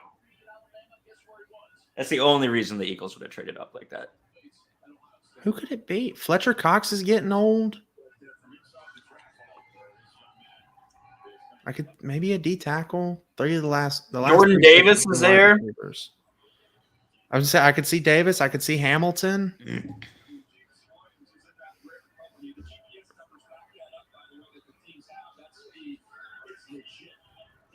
Okay, I'm all for the I'm all for the Chris Olave thing now. I didn't take long. No, because obviously, like it's me being a homer. Obviously, like I love Jamison Williams. I think that he's a home run threat. I really do. I think he can just take the top off. I think he's a taller Tyreek Hill. He's great after the catch. I like the Chris Olave trade because one, we're seeing now on the board like wide receivers are just going, constantly. They're all gone. If Traylon Burks is gone, that's the top 5 that's there. So then now you have to look at Hamilton, you have to look at Pickens, maybe Mechie now. You can get Tolbert out of South Alabama. Like there are guys now who were second round greats who might go in the first round now for wide receiver for the Packers, the Chiefs, the Ravens. Like The Chiefs are very deep at wide receiver with their offseason signings. I don't know that they draft there. Not They really. They need to fill. They signed Juju and MVS. Yeah, and they have like 2 others. So unless they plan to move them around. I didn't think they signed anyone else. Well, no, they were just there. Oh yeah, Mecole Hardman, who has not been what he should have been after his rookie season. so. Yeah. Picks in. Jordan Davis is now a Philadelphia Eagle. Big boy. Jeez. Big boy is now a Philadelphia Eagle. That one's a little shocking. Because I thought he could go in a lot of different places. Fletcher Cox comparison. Fletcher right Cox is on a 1-year deal. He came back. He's old too. He He's might old. I retire think after this he's season. got a little bit. Let Fletcher train up Davis and then send Cox off into the sunset and let Jordan Davis man that for the next 10 years. I'm pretty happy now. I'm not mad. I'm actually pretty happy with their pick. We got what we needed. We got a first round. We got a first wide receiver. A lot of people's wide receiver 2. Some people's wide receiver 1. I'm all for it. I think this is a great. Now, what do we do at 19? Do we go tackle? Do we go quarterback? Do we go defensive player? Hell, do we even go?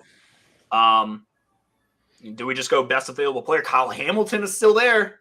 If the Saints need a safety, This is getting to the point where if Kyle Hamilton is there at 19, you take him. that is a top 5 talent. It's Almost falling out of the he's about to fall out of the top 15, could potentially fall out of the top 20. This is being a Packers fan, this feels like oh my a goodness. Brian Goot move. This, by the way, guys, like if you can flip back and forth, this Pels Suns game is absolutely amazing. It's 100-99 with 6 minutes left. Pels fighting for their lives for a game 7, and Jose Alvarado just hit an and 1. This game is great. Alvarado has been lights out and so good this series for the Pelicans. It's turned me into a New Orleans Pelicans fan watching this team and getting to obviously work in New Orleans media the last year. It's hard not to like this team, especially playing without Zion. It's pretty great. I think this team is so good. With Herb Jones, Kyra Lewis next year. You're built for the future. For sure. Yes. I mean, CJ McCollum came out today and yesterday and was like, I want to retire New Orleans Pelican. To have a superstar say that in New Orleans is huge. I mean, CJ, Brandon Ingram, Jose, you got Herb Jones, first team all defense. I don't care what anyone says. And for him to say that for only being there for a few months. Exactly. But New Orleans is one of those cities, man. If you have a good product, they'll love you. They will come out for you. They'll roll with you. Whew, man. So look at this. So all three Ohio State guys are taken off the board because technically Jamison Williams was an Ohio State guy. So Chris Olave. No, he doesn't claim them. No, but someone posted a picture with all three of them celebrating together. I think it's kind of it reminds me of that Waddle, Smitty, Ruggs, and Judy picture. But obviously not a Walmart version for sure. A Walmart version of it. I mean, it's pretty good though. I mean, we're homers. Yeah, I'm okay with. I'm calm. I have calmed down. I'm good. I did not react the way that I thought. I was just really praying to God it was not for a quarterback or an offensive tackle. Well, I'm not happy. You're not happy. You don't got to wait till the third round to hear your team get a player. You have Tyreek Hill. And Jalen Waddle. And Jalen Waddle. Chris Greer, our general manager, said he was just going to be watching Tyreek Hill highlights in the draft room while the first round's going on. Wide receiver 1 for us is Alan Lazard. Man, I feel good about my picks now. And the remnants of Randall Cobb. Hey, Randall Cobb is Slotty Pippen. Hey, I love the dude, but he is not the same player he was even when he left Green Bay. Yeah. Even when he left, much less the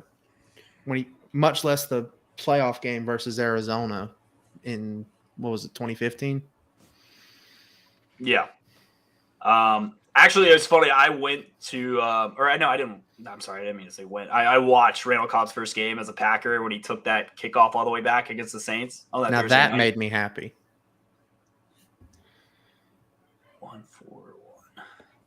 1-4-1. Ravens. Okay, so my source is 1-for-1 right now. He said that he would be shocked if Chris Olave was not a New Orleans Saint by the end of the night. He's 1-for-1. Now, there is the pick at 19.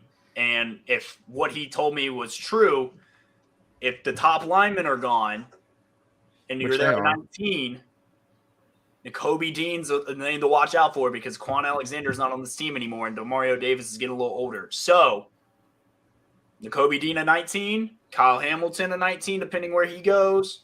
You have Trevor Penning still on the board, but apparently no QBs. No QBs. Well, I mean, Pickett's still there. I'm saying no QBs have gone. Yeah. Oh, God. That would be a great situation for Dean, for sure, going to New Orleans. Learn under DeMario. If you get Nakobe Dean at 19 to pair with that front seven, that's like a home run first round. You get the best linebacker and you get arguably the second best receiver in the draft, right? Ooh, man. Yeah, that's an A+ first round right there. So guys, with the Packers, I'm not happy. Not a lot of room for wide receivers anymore. How do we feel? Do we now trade up for Burks? Do we go after Deebo Samuel? So now, and this is Burks is not worth. The Ravens are taking Kyle Hamilton out of Notre Dame. Kyle Hamilton off the board now. So now Ravens adding another safety to go their huge offseason draft signing of Marcus Williams. That's big. That's a good one, especially in arguably the toughest division in football. Yeah, he will I would say fly the NFC West around is on tougher. that defense. Whew, that's going to be that's a no-fly zone. You have Marlon Humphrey, you have Marcus Williams, and now you add Kyle Hamilton to that. That's dangerous. That's a good defense right there. That is. Ooh, this Pels game. Oh, what a steal by Herb Jones. Oh my gosh. This game. You got I'm watching both. I'm watching the draft and I'm watching NBA playoffs. I can do both. Oh, big three. Oh. So guys, now what do you guys want to do? Packers fans, like do you guys trade up now? Do you guys just sit back? Do you guys trade down? Like what are you guys doing? I don't think we trade down. I think we just sit where we're at. If Treylon is there when we get to 22, I say grab him. Yeah. If not, hopefully N'Kobe Dean's still there, but now that Hamilton's off the board, probably not.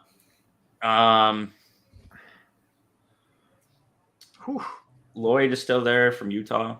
Lloyd is still there. Let's see. I think he's a Patriot. I think he'll go to New England because I think Dante Bill Hightower's Belichick a does free like agent. his white boys. I think Hightower's a free agent. Their linebacker one is, I think, Jawan Bentley. I think Do the 49ers not pick this year? They don't have a first round pick. they traded it to for the Trey Dolphins, Lance who last then year. They traded it to the Dolphins, who then traded that to Kansas City. Yeah. And we also have their first for next year as well. I could see us giving them sick. 22 for Debo.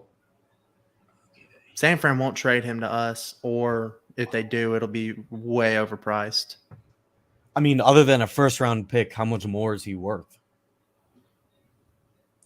He's also come out and said he doesn't want to play like that hybrid role. He wants to play wide receiver because he understands like, hey, wide receiver money is a lot better than running back money, and wide receiver longevity is a lot better than running back longevity. Right, and we don't need. And we don't need Running running backs. backs. We have.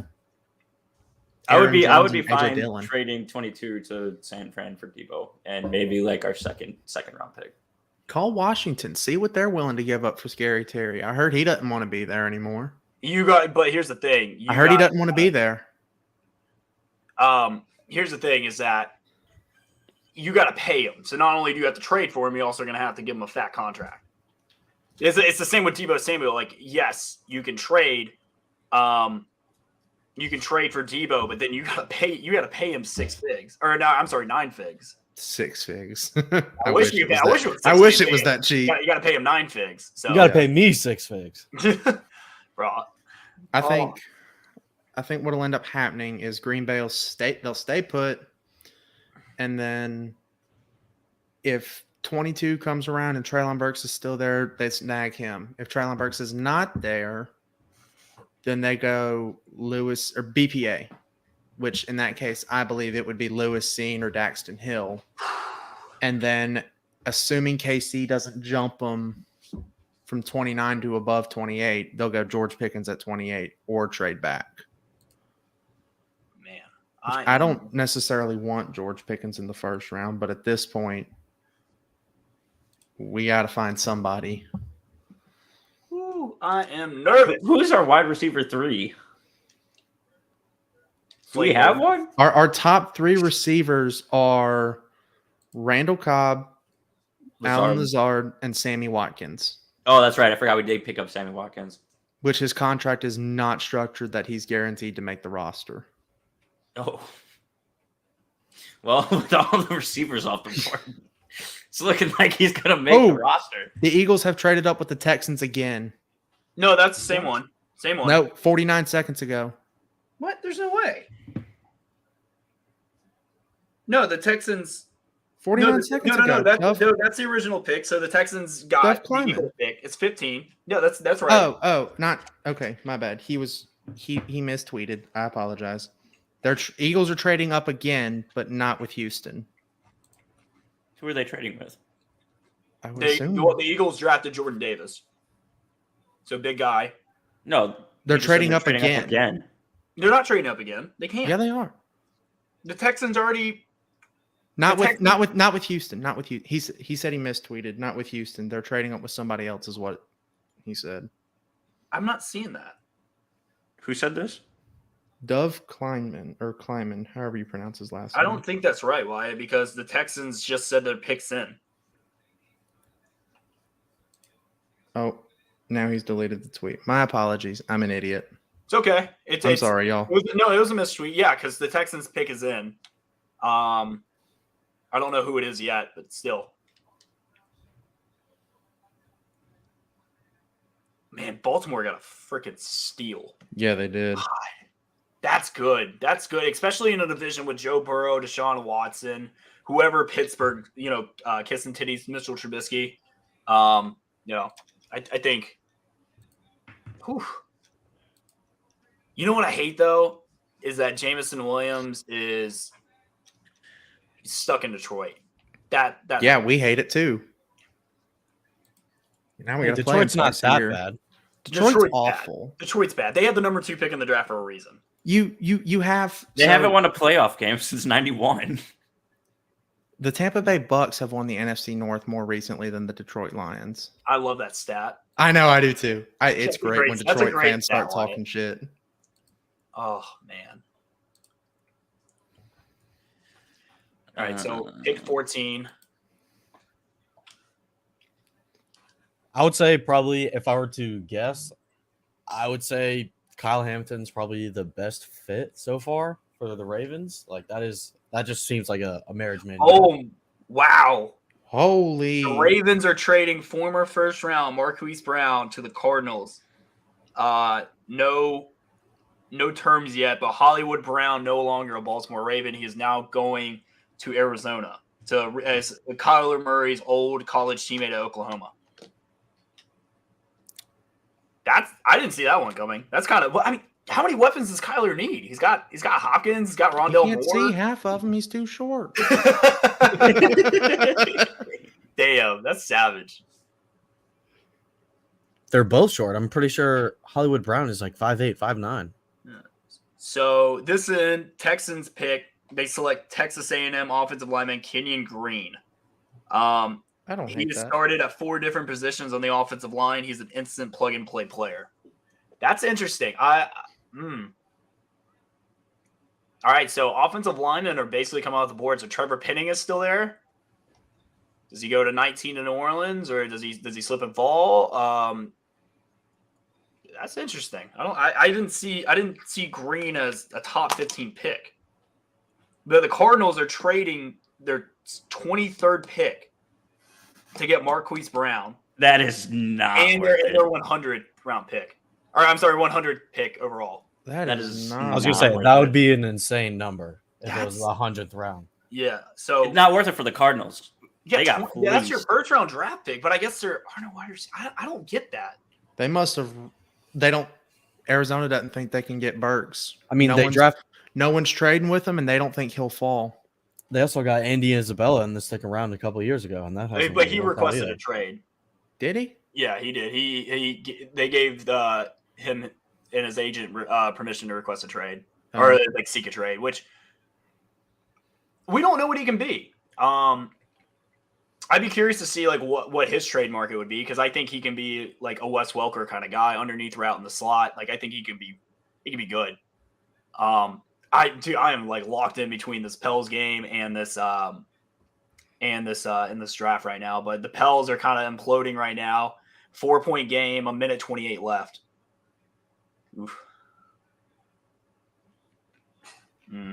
I'm not looking good right now. Wow. Okay. God, I hate the Suns. Devin Booker came back and ugh. All right. Let's see. What do we got left?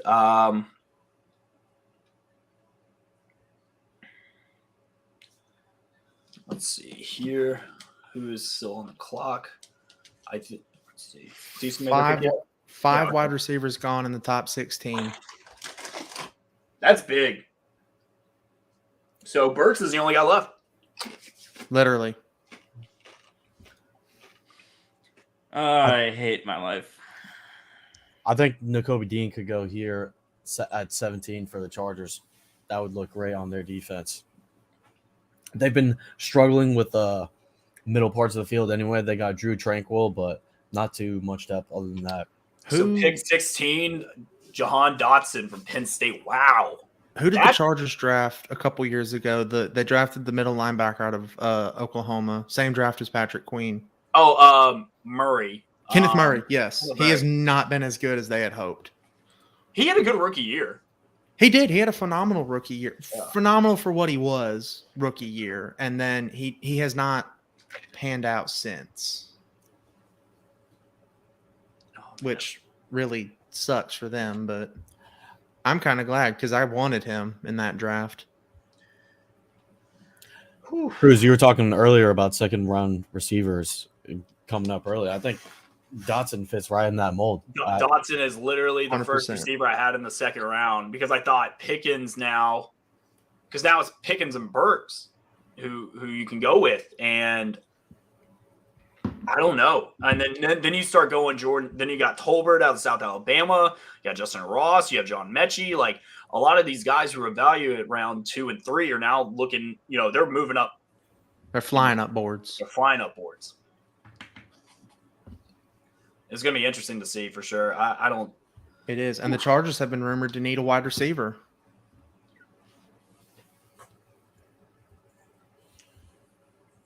You could definitely use a tight end.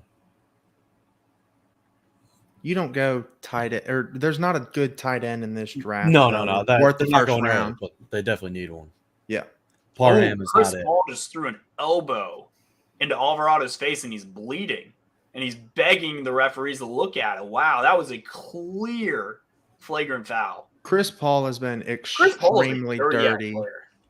He's been extremely dirty this series. I used to like him, and then I saw how dirty he's been playing this series, and I can't like him. What do you mean? He literally stuck out his hand to pick up Herb Jones.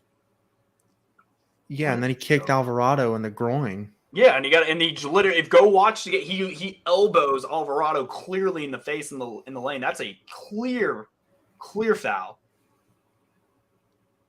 That's huge. That's a Chris Paul. Wow, what a Tough. very unlikable guy. I mean, everyone wants him to get a ring, though. Like, is he likable or is he not? No, No. I mean, I don't like him right now. I don't like him.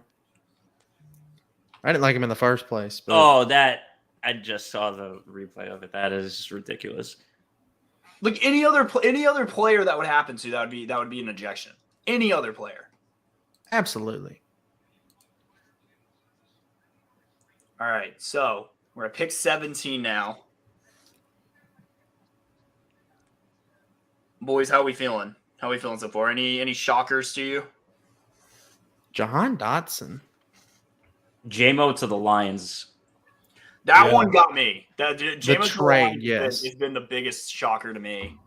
I was just like, wow, I thought they were really trading up for a quarterback, but I mean, like, I I did guess too. Willis dropped, and I thought Detroit was pulling the well, trigger. now, I mean, dude, the two quarterbacks are still there. I mean, Kenny Pickett and Malik Willis are going to fall into either Pittsburgh or New Orleans' lap. Kenny Pickett's going to be a Steeler. That's one of the worst kept secrets, I feel, is Kenny Pickett being a Steeler. I think the only team that would snag Kenny Pickett before them would be someone trading up, or the Saints just taking a flyer on him. But I don't think they will. I think the Saints would take Willis before they take Pickett. I think so too. Whew. Apparently, Chris Olave is known. He was gonna be a New Orleans Saints for a week. Interesting. Love that. Wonderful. So Chris Olave, he never went to visit New Orleans, but the Saints, he came to his pro day. Their whole coaching staff and them had dinner. They had a great connection. They talked a couple times afterwards, and he was informed that he would be a New Orleans Saint in the beginning of the week if he was there. So I think it makes sense that they trade up to get him because, You needed a wide receiver too. yeah, and it makes sense. He's going to pair great with Michael Thomas. Michael Thomas and him actually work out in the offseason. I think it's a great fit. The more I think about it, the more I stew on it, I actually really like it. Plus, he's ready to go now. And he's been healthy. And obviously, I love Jameson Williams, and I wish nothing for the best for him. But I think now this pick makes a lot of sense. All right. Lamar Jackson is not happy about this trade. Well, they don't have anyone to throw to now. Who's their receivers? Rashard Bateman Rashad Bateman is and, wide receiver and one. Mark and the tight end. Mark Andrews. Yeah. What is Lamar saying? Is he tweeting? He tweeted out, yeah. retweeted. Where'd it go? I had it pulled up. Cruz, am I allowed to use more F-bombs? You can wait on the stream or tweeting it? On the stream, because it's in the thing that Lamar Jackson tweeted out. Okay, so I'll say it. Titans so trade A.J. Brown to the Eagles. I'm sorry, what? Titans just traded A.J. Brown to the Eagles. No way. Jalen Hurts have a career. Golly. Wow. Jalen Hurts getting A.J. gosh. Brown. Whew. What are they trading him for? I have no what is idea. happening this Probably week? a lot, going I would on? assume. Well, A.J. Brown in a contract year, so the Eagles are going to have to pay him. Wow. I guarantee you they did. It'll be like the Devontae trade. A trade and then a new deal will be reported in the next few hours. I mean, because he's top 10, but certainly not top 5, right? Well, Not but top Christian 7. Christian Kirk screwed up the market. Yeah, going to Jack screwed Jacksonville. up the market. Yeah. That's why everyone's requesting pay or new contracts. Thanks, Jacksonville. It's okay. They're going to be in poverty for a while. Who, the Eagles? No, Jacksonville. the Jags. Oh, okay. I was gonna say, No. like, hold on now. We got a boy. That's a We got a huge- boy on the Eagles. Hang on. That's a huge win for Philly. Hell yeah. That's big, especially depending on what they gave up. So, like, that's what I want to hear. What they gave up. Eagles are trading number 18 overall and a third-round pick to the That's Titans it? for A.J. Brown. For That AJ, is oh, it. that is a fleece. Well, I mean, I know they're going to have to pay him because this is contract year. So they're going to have to pay him pretty hefty. But, I mean, to get a guy that good, The Packers must be running around So- furious right now. so I'm furious right now. We could have easily done that. I think Yeah, most but we teams couldn't are. have paid him. We wouldn't have had to pay him as much as we paid Devontae. I think we'll get a cheaper version of A.J. Brown though at 22.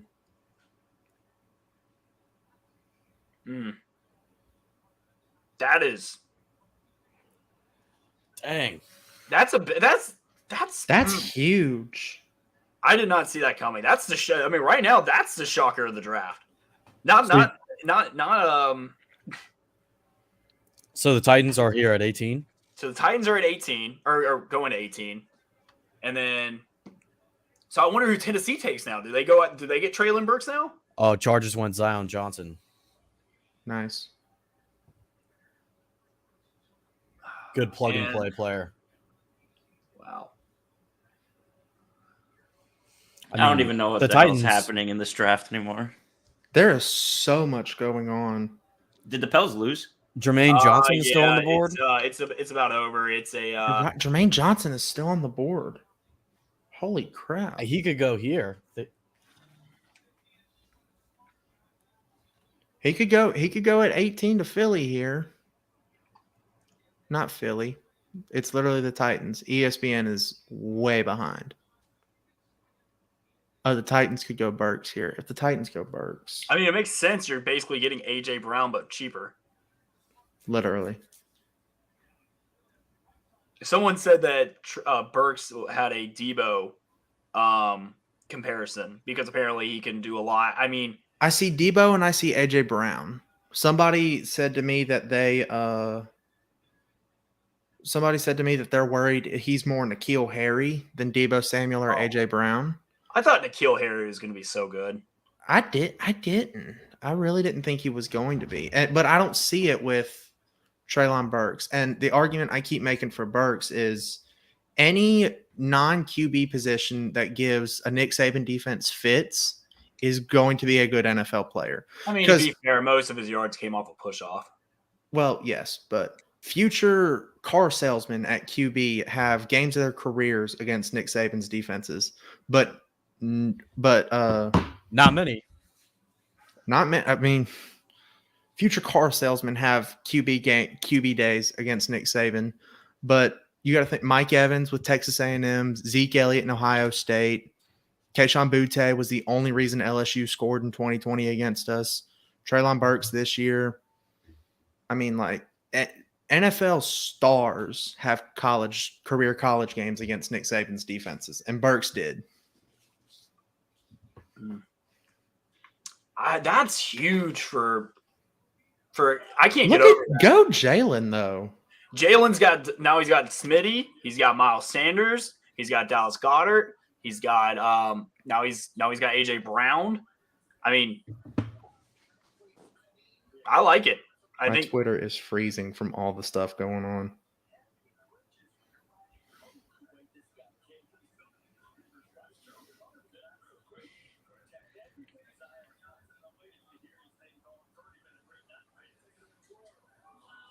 This draft is on absolute crack. Drugs. Jordan Davis and AJ Brown. So that sounds pretty good. A+ draft there too. Well, this is an obvious answer, but I think the Giants, low-key, have won it so far. Yeah. Should have been a first overall pick, and Evan Neal is arguably the best lineman in the draft. Yeah. I think the Giants smokescreen worked. They were the ones that were saying, I think because a report had come out that, Neal had failed some medicals, and I don't think it was true, but I think somebody was leaking a smokescreen to try and get them to get Neal to fall, and Neal fell. So I think it may have been the Giants that did that. let's see here. I want to bring on an Eagles guy.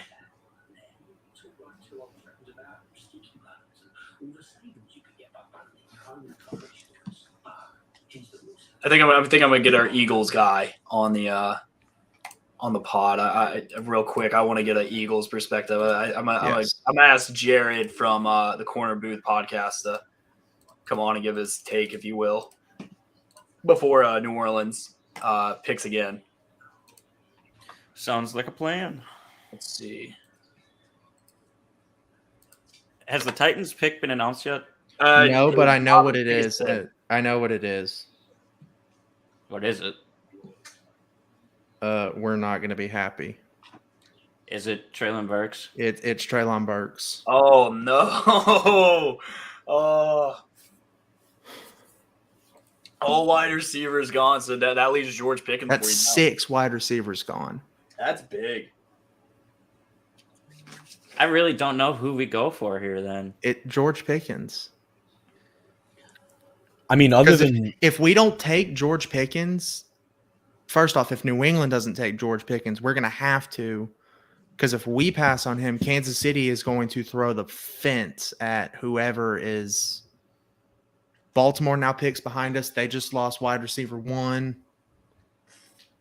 We'll have to take George Pickens.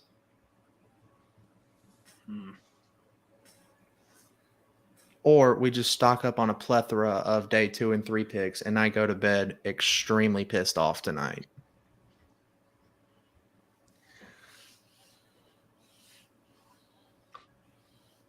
Let's see. Wow. Saints are on the clock. other than Treylon Burks, who are the Titans receivers? Like anyone good? No. Well, Julio's gone now. They cut him. So I'm not As sure part of the trade, the Eagles and wide receiver A.J. Brown agree on a 4-year, $100 million contract, $57 million guaranteed. Did they come up with this contract like 4 minutes ago? What? No, if a receiver is given permission to seek a trade, then the team will give the player's agent and the new team. So like the Titans gave the Eagles and A.J. Brown's agent permission to negotiate a contract before the trade. Oh, went so through. this just got announced as Right. well. Wow. AJ Brown, I'm sorry, and the Eagles have reached an agreement on a 4-year, $100 million guarantee or extension with $57 million guaranteed. Trade Ryan wasn't happening literally without just a said deal. that. I just read that off. Oh, sorry. I'm trying to keep up. I'm sorry. I'm running a lot right Good now. for his agent. Holy cow. He drafted that. Saints are on the clock. I'm nervous. Yeah, Pick Saints are back 19. up. We can go one of a couple ways. There's quarterback. There's Trevor Penning. There is really about it. I mean, shit. It's not like I can't see us going wide receiver again. Yeah, I'm kind of nervous. So before we get into, I have my Eagles friend. I want to get his take on everything. Our friend from the Corner Booth podcast, my main man, Jared. What is up, my guy? How are you doing right now? Cruz, I am in a glass case of emotions. Okay? This has been the hardest 30 minutes of my goddamn life. Okay?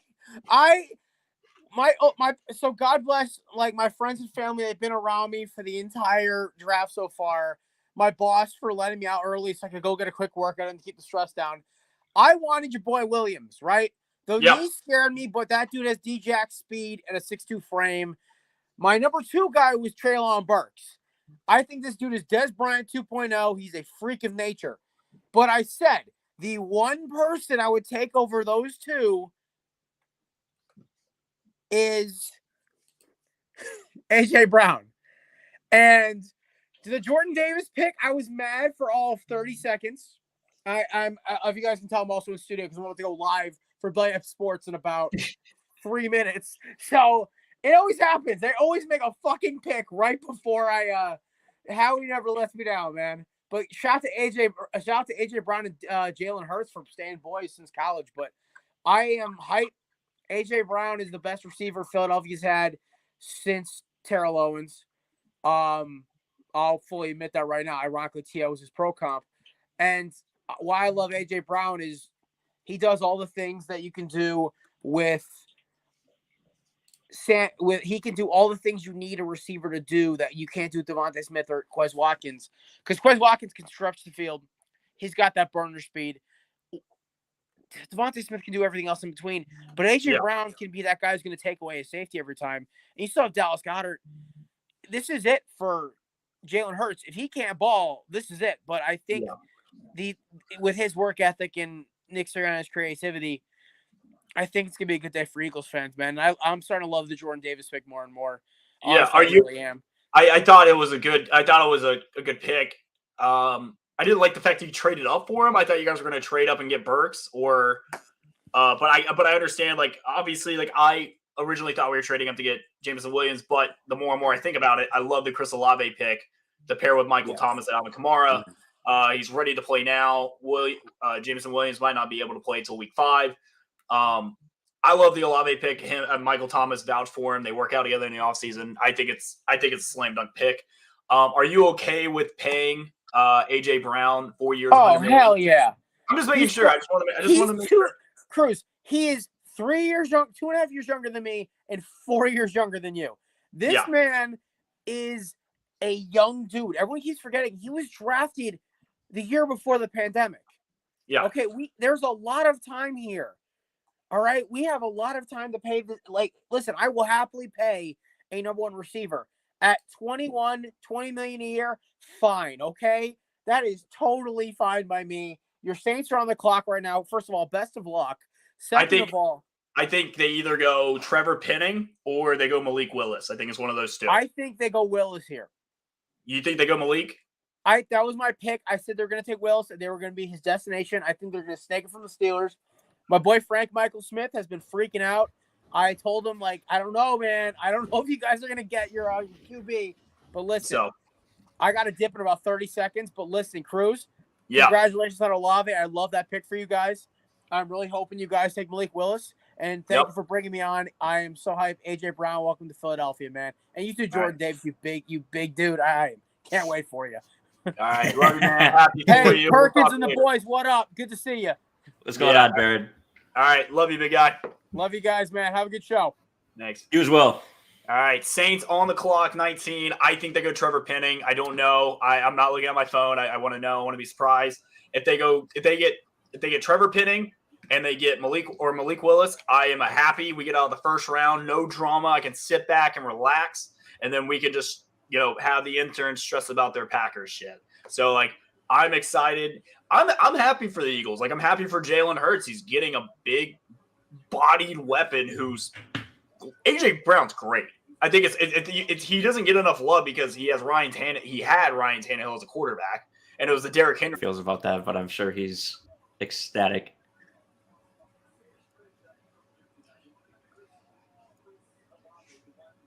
I think if the Saints get Trevor Penning, they win the first round. I think they Over the Giants. No. The Giants got value. The Saints are a team that they don't need a full rebuild. They're a few pieces away with their defense and their offense. And clearly last year the offense was a problem. They just added a big wide receiver, Chris Olave. You need a left tackle to replace Teron Armstead, who's now in Miami blocking for Tua. So you get a guy like Trevor Penning, who is a physical freak of nature, to run block and pass block for Jameis and Alvin Kamara. I think it would be a slam dunk. And then you come back round 2, you add either a safety or you add another wide receiver, depending on who's there. I think you go value because you don't have a third-round pick anymore, but I'm okay with that because I have a guy in either Trevor Penning or Chris Olave. Here's your pick. All right, let's see.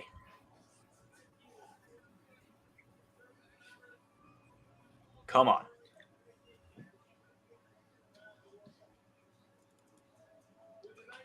Come on.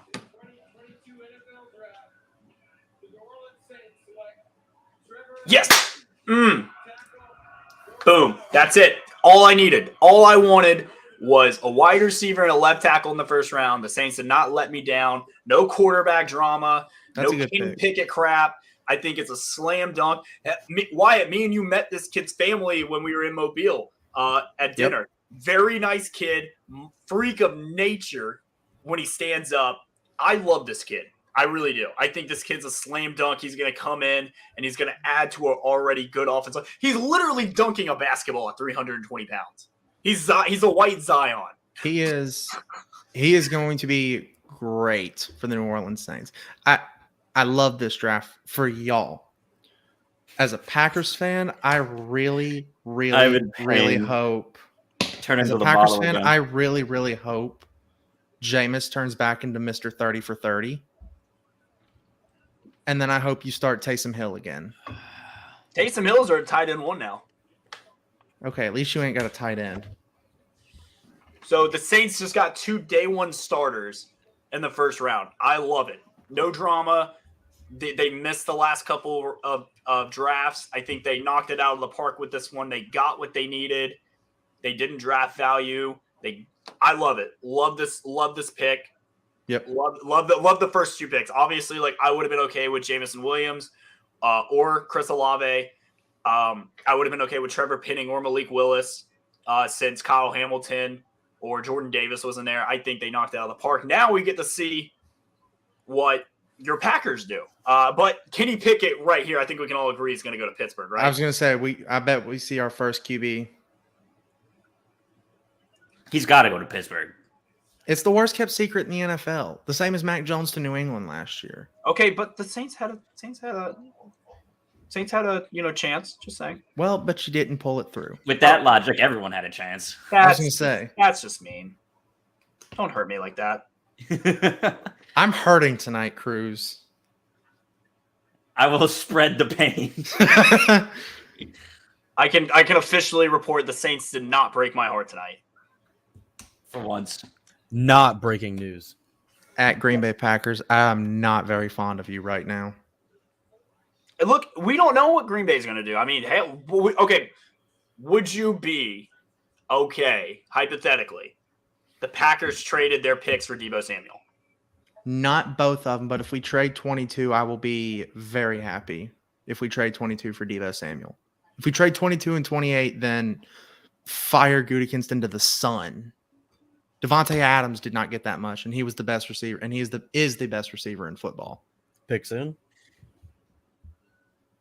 It's got to to be be Kenny Pickett, right? It's got to be Pickett. It has to be. It absolutely has to be. There's no chance it's not. I will There is eat a shoe if it's not Kenny Pickett right now. Notch. I will gonna say, take my someone shoe clip off and that. lick the Vinny, bottom of Vinny my still shoe. owes us a No. shoelace. That's different from what you said. Okay, You well, I said you will can't eat a shoe. physically eat a shoe, so I will Yeah, take you my can. shoe I've seen off someone and do lick it. the bottom of it. Throw it on a pan, put some seasoning on it. Vinny Come still on, owes us a Pittsburgh. shoelace, deep fried shoelace. He does. That he does.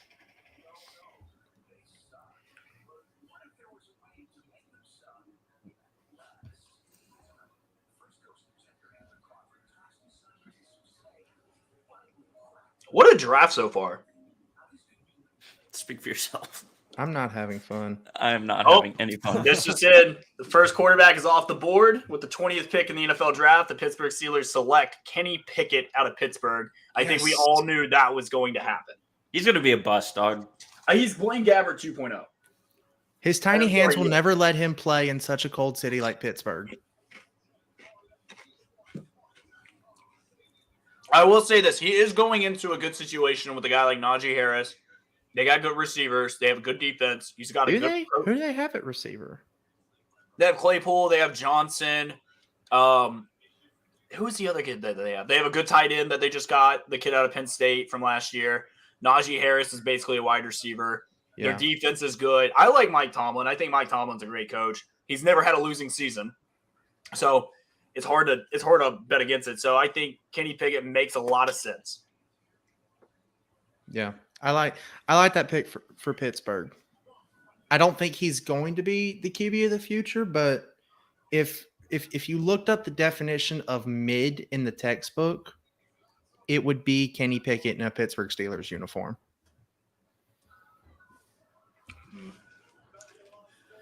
Well, now is it a It's the Patriots. Well, no, I was gonna say, like, does Pickett Oh. now become a day one starter? Like, does he now Does he beat out Mr. Kiss and does Titties? he beat out Mitch? I don't Mitch think so. Kiss and Titties No. Trubisky? I think he will be a week 6 starter. They're Okay. going to run the experiment with Mr. Kiss and Titties, and they are going to quickly figure out that it is not going to work, and then try and shop him around if anyone wants him. And no one will take him. Yeah, and then I think Kenny Pickett will start week 6. I think that's a good timeline.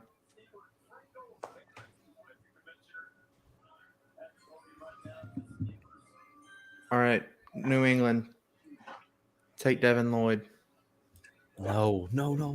Yes. Okay, so who That'd do be you a want? phenomenal Well, who do you pick. want at 22 now? George Pickens. Give me George Pickens at 22 now. Yeah, that's pretty much all we got. He's if Is he's Nakobe fully Dean healthy still on the board? Nakobe Dean is still on the board. I don't want him though. Well, I think he's the best linebacker in the draft. Well, I do too, except we just signed Vondre Campbell to 5 years, $50 million. Yeah, but we lost Z. Dean's an inside linebacker, not an Is edge. he? Oh, Yeah. I thought he was an edge. No. Now if Jermaine Johnson's on the board, No, Zadarius Smith is an edge player. What are you talking about? Yeah, no, and we Nakobe lost Dean's him. inside. Nakobe Dean is inside. I could see one of the safeties, Seen or Hill. Scene Does- wouldn't be bad. He's climbed up draft boards like crazy. I'd prefer Daxton Hill because of the versatility he has over Seen. Daxton Hill is lined up everywhere. I mean, he legitimately he's like his snap count is the same as Minkah Fitzpatrick in college, where he's lining up at every position but D line. So I would like, if we don't go George Pickens, I would like Daxton Hill or Jermaine Johnson, depending on what New England does in the next 4 minutes. Vaughn, who are you thinking? I'm thinking George Pickens. I have no idea for our What's 20 the pick right now. What's the probability that Patriots go corner here? I could see it with Booth from Clemson. I could see McDuffie from Washington. I don't know. The guy from Washington as well, Gordon, I think. I'm blanking on his name. That's McDuffie, yeah. Yeah. I would rather take Booth over McDuffie, but both are going to be I good think- cornerbacks in the NFL. I think if Booth slides all the way to Buffalo, that is a slam dunk Please draft for don't. Buffalo.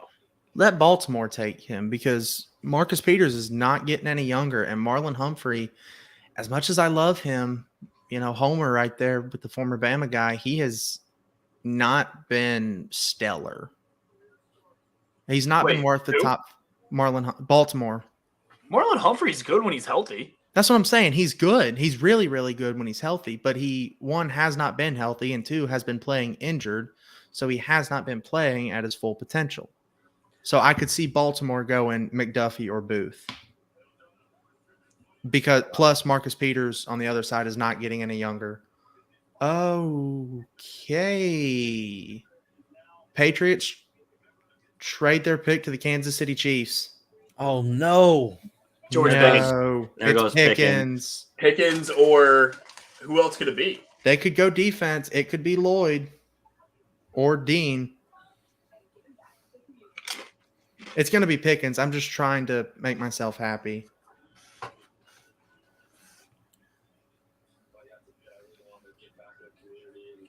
I'm just glad we didn't draft Kenny Pickett. Thank God. I would have cried. I would have quit this team. That would have been tough. Who would you have gone to? The Dolphins? No, I would have. I mean, like, I cheer for the Chiefs because of my dad. I grew up Okay, that's a good one. Yeah, I mean, I grew up going to games at Arrowhead in New Orleans. So, but like, but I'm always a Saints guy. But I like the Chiefs. I used to love Tony Gonzalez and Trent Green and Priest Holmes. Yeah. Like that team and Larry Johnson. Those teams were so much fun.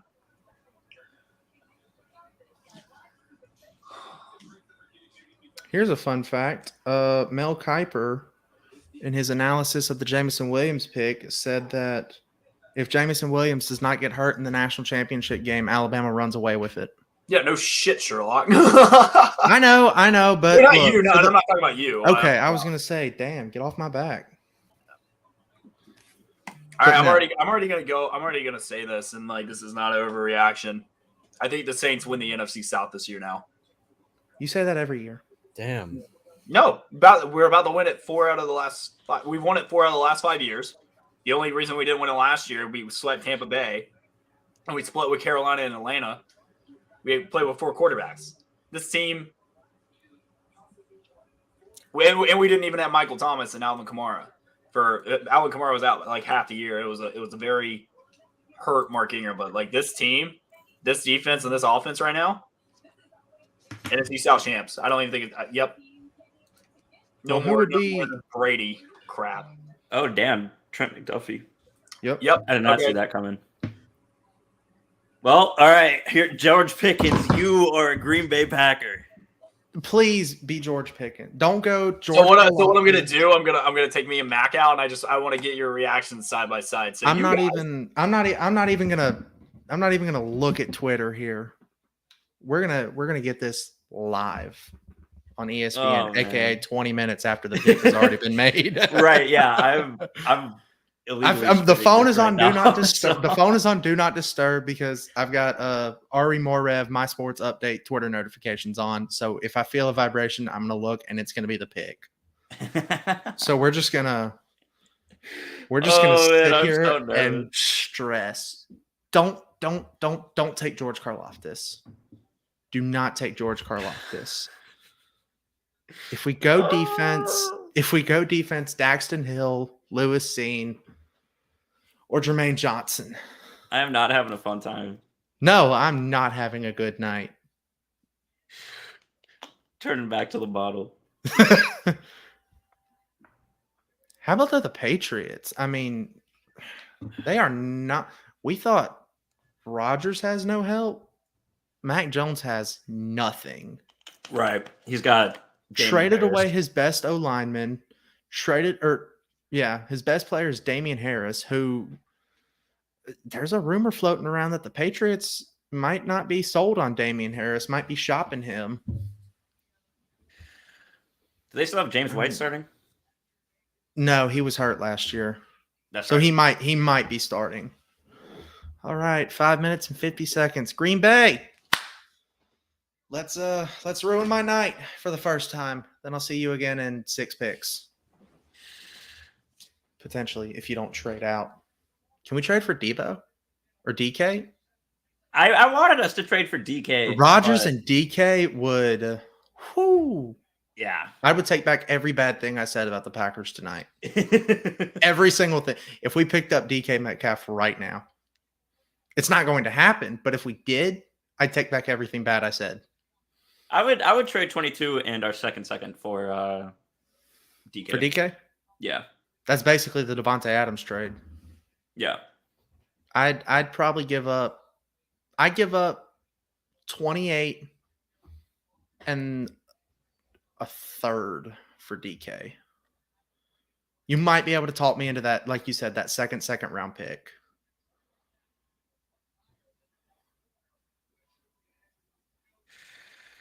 Oh God. Oh God, the pick is in. I'm even further behind than you are. I've got the ESPN app pulled up on my TV here, and it is. I have not enjoyed my night so far. Oh God, who? I don't even know. Andrew Booth is available. Watch us go corner again. We already have Jair. We have Jair, Rasul Douglas, and Eric Stokes. Like, we do not need a corner. Who would we take? Booth That is still corner. available. Booth. Andrew Booth from Clemson. I'm not okay. Yeah. This is going to be rough. This is not going to be fun. At least we made a pick and didn't trade back. Yeah. Because I cannot tell you how pissed off I was that I waited all night, stayed up all night to watch the Packers not draft TJ Watt and trade back and take Kevin King in the second round. Just for Kevin King to be like the biggest bust. Yes, literally. Kevin King, the worst non-first round bust. Ugh. I mean, basically was a first rounder. He was taken 33rd.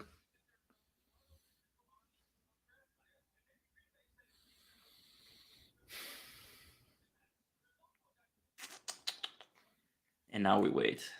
I was going to say the pick's in, and we're just sitting around. How we doing, guys? The pick is in. Wait, did it go through? I know what it is, but I just want to make sure that you guys aren't looking at your phones. God, no, I haven't. I'm I not. haven't picked up my phone. I'm waiting Yeah. for this. I'm waiting for ESPN to Who run. do you, okay, before they announce it, who do you guys want? George Pickens or Pickens. Daxton Hill. Okay.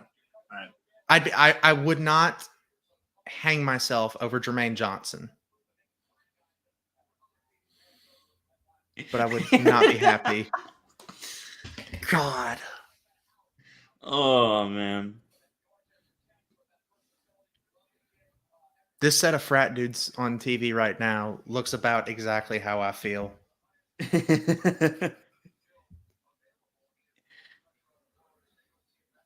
Oh my God. Who's the pick? Here comes Roger.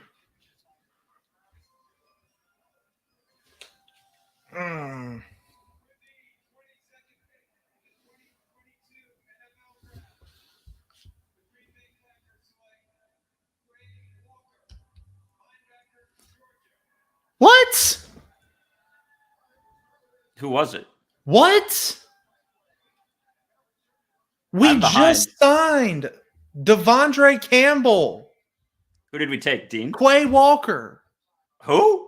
the inside linebacker from Georgia. The other, not N'Kobe Dean. Oh my god. What?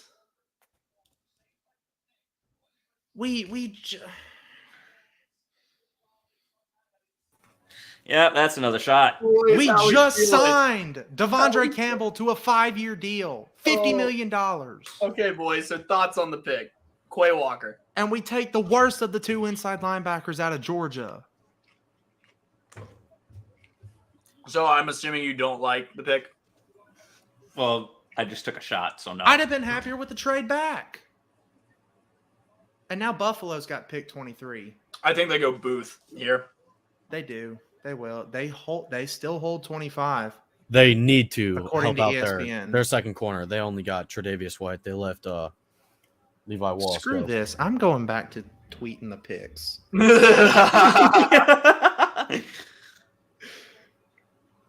I'm done. I'm going back to running our socials. If Twitter would not crash. Well, I was going to say, Wyatt, the pick has been announced and you haven't said I'm not okay yet. You said I'm not okay a million times beforehand. So. Because legitimately, like, We're worse than not okay. I'm worse than not okay right now. I am Not great. God damn it! I'm taking another fucking shot. Like I'm Googling Bridges right now. That's a shocker. That's a God. that's bad, guys. We signed Devondre Campbell to a 5-year, $50 million deal. How Like, many he was times do we not need to make cheap. Aaron Rodgers mad? He was not cheap. And we draft Quay Walker instead. George Pickens is sitting there. You need a wide receiver. What is Rodgers saying on the McAfee show? I'm going to let you guys vent. I'll be right back, but please continue this beautiful scene. The fact that this year, your team made you depressed. And my team made me very happy. My team has made me My team depressed made me every depressed year last year, since. yes. My team has made me depressed for the past 3 drafts. Jordan Love, Rodgers is not happy and doesn't want to come back. Eric Stokes.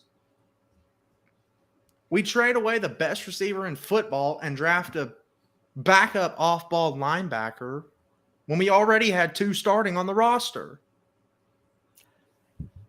And still have a hole at edge. Well, how you could look at it is, don't you have a lot more picks tomorrow? We have 2 tomorrow. Well, wait, they do There'll 2 be and some 3 tomorrow. receivers there. We've got Yeah, 2 2 in and the we've got 2 in the second round, 1 in the third, I think. I mean, that's not the worst case scenario.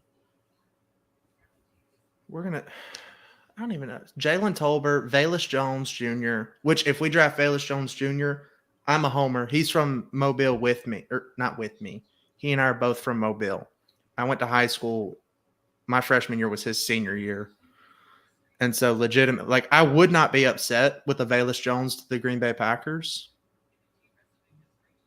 I just didn't think Velus Jones was going to be the first wide receiver we took. Well, the good news is you do have another pick coming up here in a minute. So, I mean, the odds that you do go receiver here, I would say are fairly high. Not if Jermaine Johnson's still there. Because he's arguably edge 3 in this class. I think the Jaguars took edge 4 first overall. So my rankings for the edge this class was number 1, Kayvon Thibodeau. Number 2, Aiden Hutchinson. Number 3, Jermaine Johnson. Number 4, Trayvon Walker. So, God. Why? Why do they do this? I mean, you'll be all right. You have Tyreek Hill. Can we have him? You have Aaron Rodgers. All right. Not everything is going to work. Who out do in we your have? favor. Who does we have him throwing the ball to? Discount Jordy that's for you Nelson. to tell me, man. We have him throwing a discount Jordy Nelson. I We have the him best. to a. We have we. He is his wide receiver 1 is a high point catch receiver with bricks for hands. The remnants of Randall Cobb and the remnants of Sammy Watkins, who does nothing after week 1. Okay, so Now, week 1 will be set. Sammy Watkins goes for like 200 yards and 3 touchdowns every week 1. Phenomenal. Week 2, we're screwed. all right, so clearly you guys are not a fan of the first pick. So obviously you guys had the second pick. What are you guys trying to do? Do you guys go wide receiver now? Now George Pickens, you guys try to I mean, what are you guys feeling? I don't know. I don't care. Send it to Sadness. Seattle with our third round for DK at this point. Yes, DK Metcalf trade. Let's do it. Send him 28 and a third for DK, and then extend him. Oh, let's see here. Bills take crap. I just had it. Ignore me. Bills take they take Kier Elam out of Florida. Huh. I don't hate that. He's been a big riser lately. I wouldn't have taken him over Andrew Booth, and I think that might be who Dallas is about to take. But I don't hate Kier Elam for the Bills, considering the Bills are in the AFC. No, I don't either. I think that's a good pick. I think with depth too. I think that's good. I'm excited about our guest that's coming up in a little bit. I'm excited about it. So we'll For what team? just in general, he's a big Saints guy. Oh, okay. I know who it is. Yeah, so I'm excited for that. He'll come on in a little bit. But yeah, I think this has been one of the more fun drafts in a while. I really do. For you, up. yeah. Shut up. Sorry, man. I Shut can't up. help it. I can't help it. It's been Your night isn't over. I don't know why you guys are complaining. You still yeah. got You another still pick. got another pick. Ravens traded back. No, they didn't. I'm reading the screen wrong. You know what? I'm just gonna shut up. I'm done. I mean, how awesome would it be if the Packers drafted Aaron Rodgers' replacement, also Jordan Love's replacement, Malik Willis? Could you imagine? You shut your mouth. Or even better, Desmond Ridder. Oh, Mac, I hope you fail your finals. That's just mean. That's mean. We don't. We know none of that. I'll Well, pass. I don't Let wish me put it that way. I don't wish injury on anybody because I think if you legitimately wish injury on anybody, then you are a scumbag of a human. But The failing finals, yeah. grades are fair game. I think the Elam pick's good. I think I that's a think good so, pick too. because he doesn't have to come in and be corner one. Because you got Tre'Davious White, you have Micah Hyde, you have Jordan Poyer. I like it. And then they just picked up Ed Oliver's fifth-year option, which, I mean, Ed Oliver is such an underrated defensive tackle. Yeah.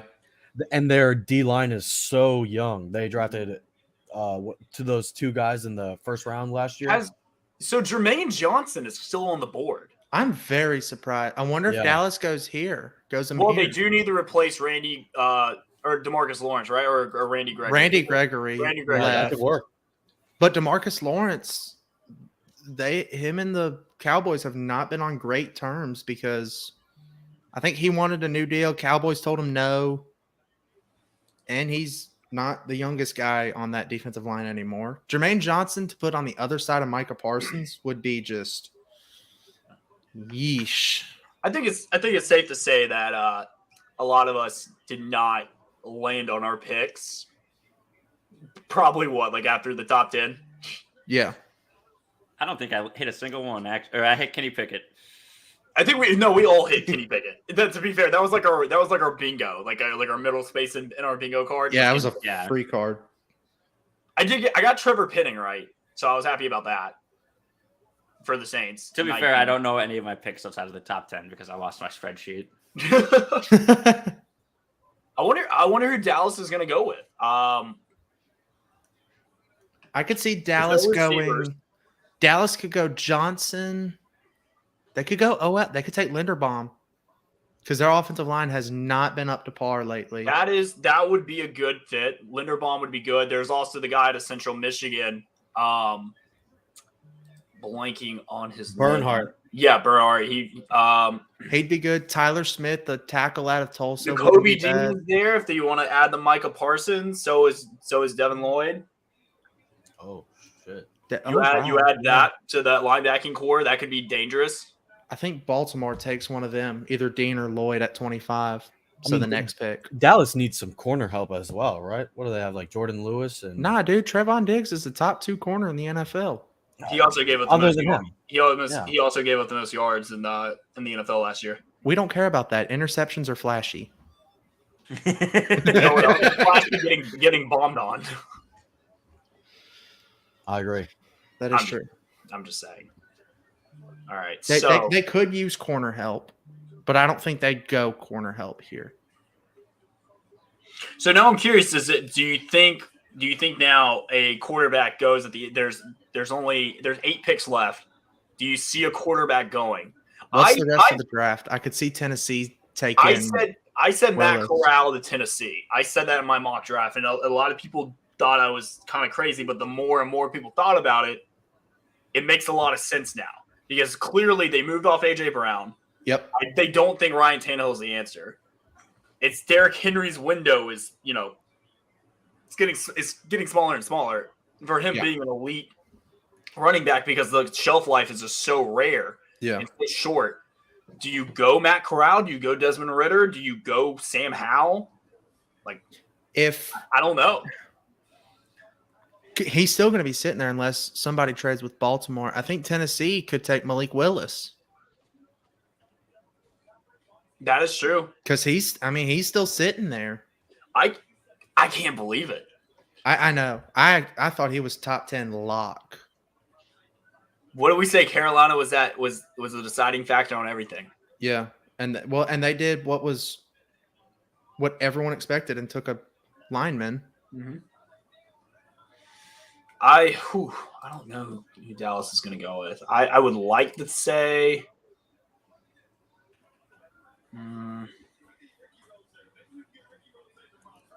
Cowboys take Tulsa offensive tackle Tyler Smith. That's a good pick. That's good for Dallas. Yeah. Mm. And now Baltimore's back up.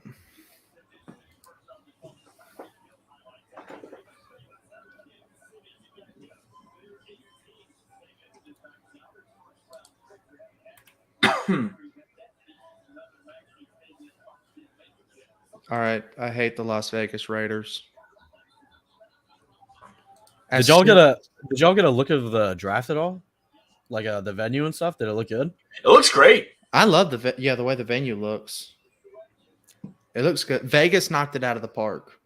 Vegas would be fun to be at the draft. It's in Kansas City next year. Oxford takes the NFL draft. So our guy Max got a roll. He's got finals. Mac, thanks for being on the live stream with us, big guy. I appreciate it. Any closing statements? Why I hope that you guys have a good time tonight, the rest of tonight. Okay, I want you to go to bed. Don't go to bed mad, okay? Because the only person that hurts is yourself. Okay, when you wake up, you want to be in a good attitude. There's 2 more rounds tomorrow. There's light at the end of the tunnel. You will be okay. It's a new day. I'm not going to bed mad. I'm going to bed. You have Aaron Rodgers as your quarterback. All right, you'll be fine. But that being said, I am heading out. I appreciate school. I will see y'all next week. Good luck with the rest of the draft, and I am praying that the Dolphins draft James Cook in the 3rd round. That would be spectacular. Pick of the draft. Call it right now. Best of luck on finals, Mac. Good luck. I night, hope. dog. I appreciate the kind words. I hope you pass your finals. Look how far we've come. So that's what we're all about on the Oxford podcast. It's all about love and sport. Look how far we've come in the last 10 minutes. All right, get out of here and go. All right. Go pop it out. Appreciate it, boys. Cheers. All right. And then there were 3. God. So guys, we're almost done. Almost done with the first round. I think it's been really fun so far. And I know I don't. It's you look, if you guys got George Arguably, yes, this has been one of the most fun drafts in a long time. Yes, However, but my team has made me extremely pissed off. Understandable. Quay Walker has blocked me on Twitter. Does he really? Yeah. What did you tweet? I literally just tweeted I did not like this Quay Walker pick at all. And you tagged him in it? No. I literally deleted it like a minute and a half later. Wait, did you So he blocked you from his personal account? I would assume it's the one with the check. Well, I'm just making sure. I didn't want you blocking him from the aux cord. Like, you know. No, this was my personal. Okay. By the way, Quay Walker, if you want to come on the aux cord podcast, we'd love to have you. Just saying.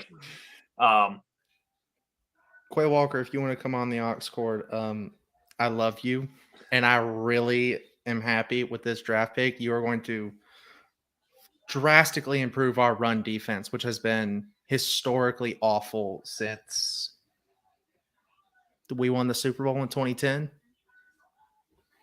I'm really I'm in such a good mood. I'm sorry, guys. I can't help it. I'm just I happy. appreciate you, Quay Walker. In a great mood. I haven't been happy about a Saints draft since we got Marshawn Lattimore. Oh, man. That Marshawn Lattimore draft was really, really We good, got- though. We got Marshawn Lattimore. We were trying to draft Reuben Foster, and he hung up on us, and he went to San Francisco. And that ended up working out. And then we ended up drafting All-Pro Ryan Ramczyk, which I'm Yep. pretty sure worked out for the best. Then we got Marcus Williams. We got Alex Anzalone, which he was okay. He's inconsistent. Now he's a starting linebacker for the Lions. And then we got Trey Hendrickson, Alvin Kamara. Yeah. I think it all worked out for the best, wouldn't you say? For the Saints that year, absolutely. Yeah, the fact that like you got 1, 2, 3, you got 4 All-Pros in one draft. Yeah. It's not too shabby. And then the draft before, you got Michael Thomas and Von Bell. Yeah. Yeah, so I would say that was an Good, okay yeah. draft. Oh man! Shout out Clint Lamb for tweeting what we were all thinking. He said, with the way this draft is going, I would not be surprised if Baltimore trades Lamar and drafts Malik Willis here. This draft has been insane. He wouldn't be surprised. He wouldn't be surprised if that happened. I kind of want to get Clint Lamb on the show. Clint, I want you on the show, big guy. I'm about to message him. Right You know, now. we haven't had a lot of Right Bama now, end of the players. draft. We've only had 2. What, Cruz? We've only had 2 Bama players go, right? Yeah, but I think James that's all Williams we and were Evan Neal. projected. Yeah, but I saw the stat today. We tied the Miami Hurricanes record for most consecutive years with the first round draft pick. We tied it this year. Yep. We will break it next year unless an apocalypse happens. Well, I think we have a chance to have the number 1 and number 2 overall picks next year. I think we'll have 1 and 3. Yeah. See that. I think Bryce Young is Well, going to get actually, knocked. I don't know. Because I think the Bryce Jags Young is are going the to Jags get are going to be the first overall pick again. They don't need a QB. They have T-Law. Who? And they're Will not- Anderson. Yeah, but they just drafted an edge this round. I think it's going to be. I think Atlanta will get the number 1 pick. Yeah. They'll take You're CJ awful. Stroud. That's That's not entirely a dig at the Falcons. It's just the fact that Bryce Young is, I think, 5'11", less than 200 pounds. CJ Stroud is a lot bigger. So in the pre-draft process, which NFL heads love to overthink, they'll overthink and say, look, Bryce is not going to be a good size for the NFL, and Stroud will be. And somebody's going to make that incorrect decision. And it's probably going to be the Falcons. In which case we get to console co-host Nick again. Yeah. Well, our special guest is going to be on in 5 minutes. I'm excited to have him on. So, just why get the tweet ready. Bet. Yeah. So.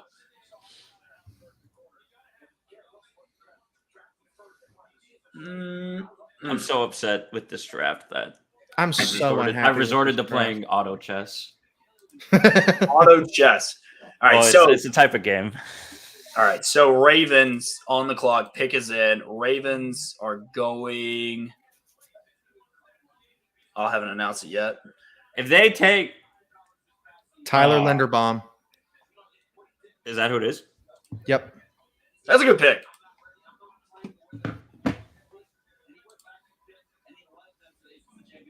I think that's a great pick.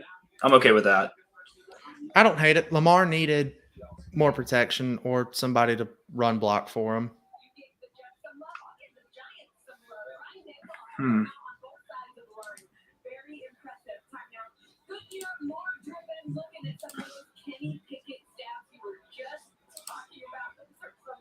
Damn, Ravens have knocked it out of the park. No, they haven't. They traded away Hollywood. But they Hollywood didn't have. did not produce last year. Yeah, Hollywood hasn't produced since he's gotten there. He's been a gadget guy. Well, He's not a real wide receiver one. I get it. He's not been amazing for them, but like a wide receiver is a wide receiver at this point. Their number one wide receiver is Rashad Bateman, who didn't play half the year.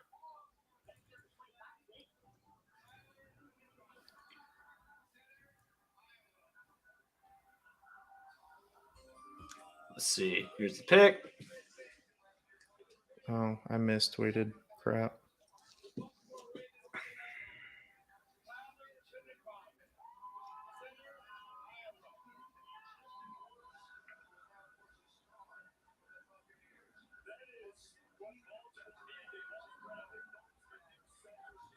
But yes, I do not hate that. Jets are coming back up, trading for the 26th pick from the Tennessee Titans. Who are the Jets wanting it now? No, they could get Walker. Or not Walker, I'm sorry, Johnson. Add to the edge. They could. Well, not add to the edge, but get them an edge. Yeah. But Tennessee's on. Wait, so Tennessee just traded to the Jets? Yep. It's just now popping up on the screen. Okay.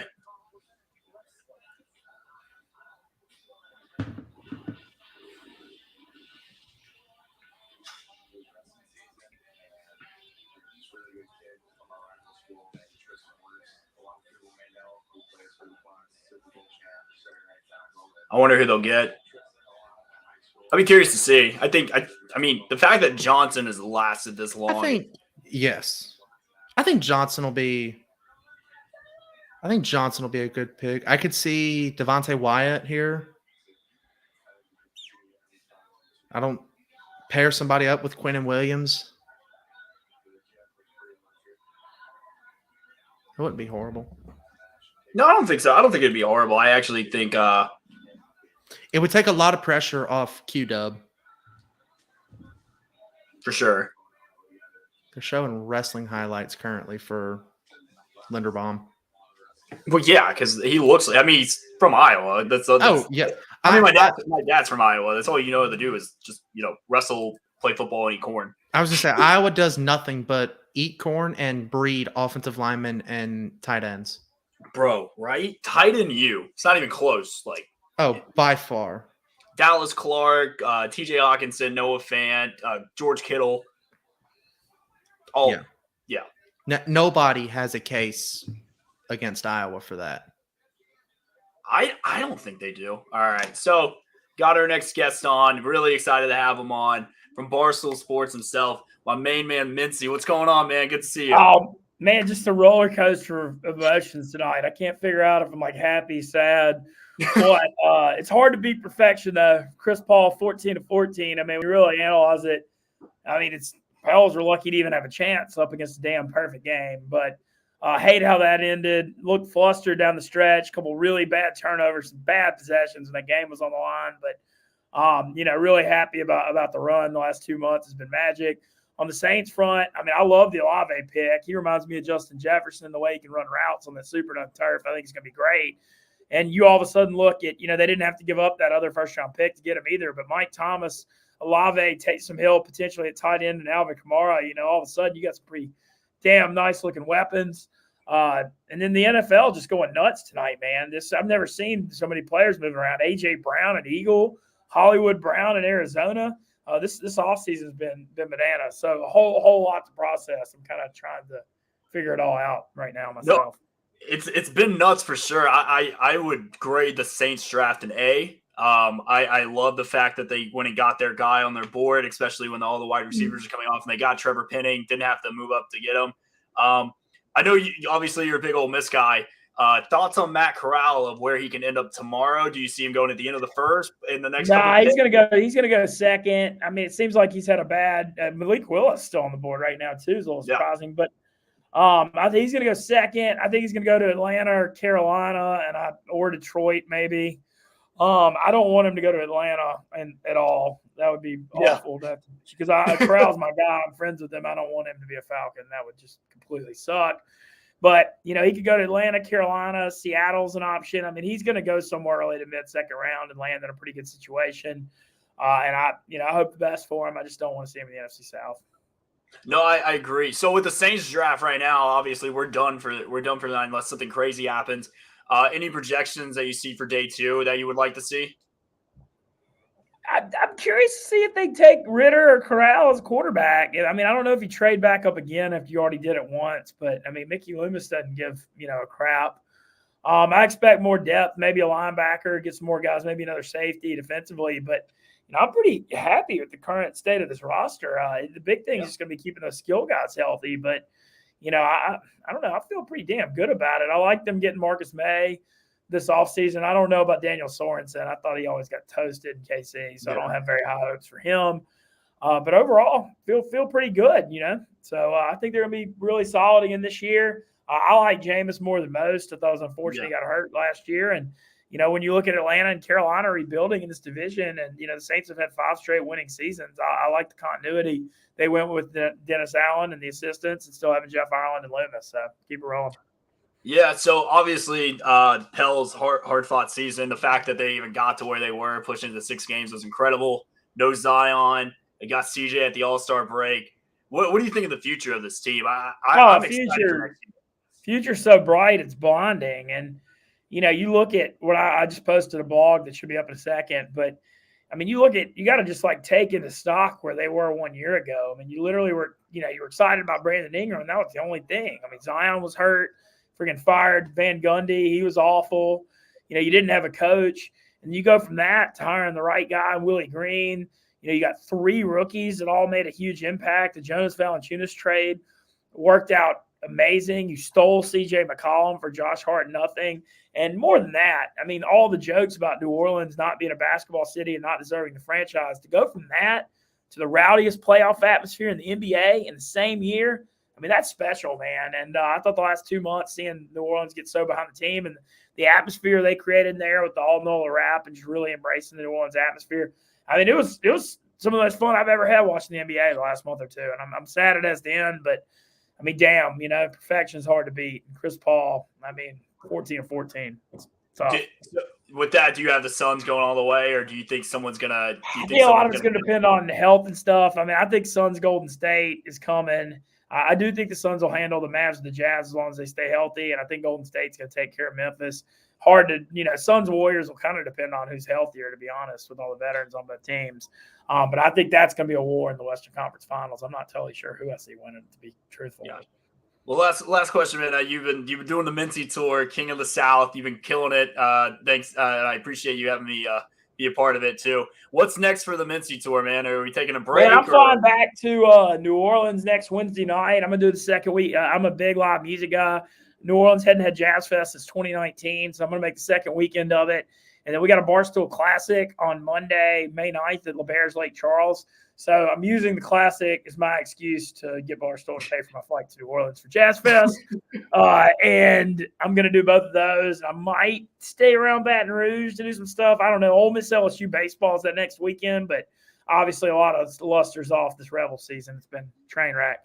But I'm going to kind of do that. And then I'm trying to pull off an SEC baseball tournament trip, possibly to Birmingham for a few days. And I got an Oxford wedding at the end of the month. So summertime, looking to go out west. Maybe Omaha, maybe some Red Rocks music, and definitely World Series of Poker in Vegas. So, it's kind of more of a lifestyle than a tour at this point. Barstool, it's interesting. They're kind of encouraging us more to just get out and be out of the office and do our thing now. The office does not have that same intense vibe that it did when I got there a year and a half ago. And, it's definitely a lot more empty, and they're encouraging people to travel. So you don't have to ask me twice to get the hell out of New York. That's for sure. No, I love it, man. And obviously we got football season coming up soon. We got Labor Day weekend, LSU, Florida State. We got Ole Miss, LSU. We got Bama, LSU, and Baton Rouge. Like, there's some big games coming up for us, especially. Oh yeah. No, I'm wanting to really hit the South hard. And in the meantime, too, I'm trying to blog more for Barstool. I'm about to put in a lot better effort on my TikTok because I hadn't really done a ton with that. And I'm kind of just trying to I feel like the idea of everything I'm trying to do is there and the interest is there, but I need to button it up as a brand a little bit more. And so I'm kind of, that's kind of my focus right now. I'm going to be hitting the college baseball hard the next 5 or 6 weeks now that the Pels are done too. Before the SEC tournament, NCAA tournament, we got lines on the Barstool Sportsbook. So I'm planning on getting after that a little bit too. I got you, man. Well, I always appreciate talking to you. Love hanging out with you. Anything you want to plug before you head out? Oh man, no, I mean I think I'm good, man.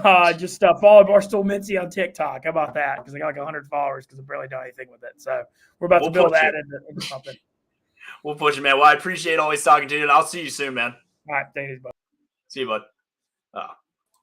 Always love talking to Mincy. He's the man. Happy to call him a friend. Yeah, Bong got to meet him at Final Four. Great guy. Just honestly, you could talk to that guy for hours and never get bored. He's the man. I understand why Dave Portnoy loves him so much. So, all right. So, from what we missed for having the conversation, Jermaine Johnson finally gone to the Jets. Like we said, I think that was an easy pick. The fact he lasted this long is kind of shocking. Jags traded for 27. Curious to see what they're going to do there. Any thoughts of basically? I think Nakobe Dean goes here.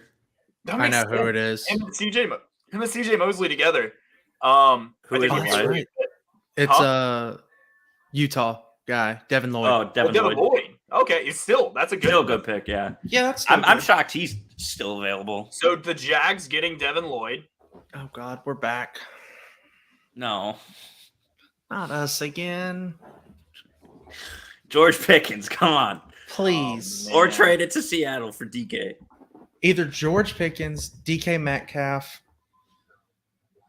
Daxton Hill. Those are my 3. So I'm gonna just zoom in on y'all again.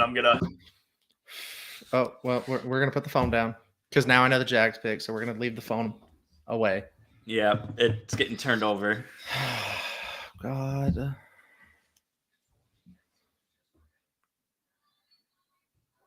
I'm not excited. Nope, not even. I was a little excited at pick 22 because I was legitimately thinking, okay, we could take. And then we saw what we did with it. And then we saw Quay Walker, who just, oh God, I would not be overly upset with Daxton Hill, and the speed that would bring to our defense would be insane. Yeah. Those two would immediately fix. Daxton Hill would play the slot or allow Darnell Savage to play the slot. And it gives us some safety insurance if either Savage or Amos goes down, or if we do not re-sign Amos or pick up Savage's 5th-year option. So I wouldn't hate the Daxton Hill pick. Daxton Hill has got every single NFL team's hat sitting on his little coffee table there. They just showed him on the screen. He's got them all lined up in a row. Oh God! Hey, that is how that would be. That is how you ensure you have the right hat. You just Facts. all 32. Now at $20 a hat, I'm not sure I'd do that, but right. Well, when you're about to make NFL money from the NFL shop at $20 a hat, I'm not sure I would do that. But hey, he is about to go make NFL money, though. That is true. What do you do with the other 31 in that case? You just Goodwill. Those are getting donated as soon as you send them back as his pick gets announced. You send them back to college and just say, "Hey guys, do something with these." Hand them out to the scouts when they come to games in the fall. Oh man, I'm not.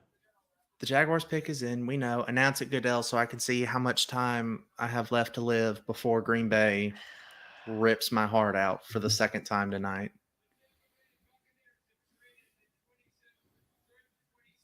God. Just Please announce a trade here. Give me DK, damn it. give me DK Metcalf. Or Scary Terry. I'll take DK or Scary Terry. I would love Scary Terry. Bro, 8 for me in fantasy last year. I would.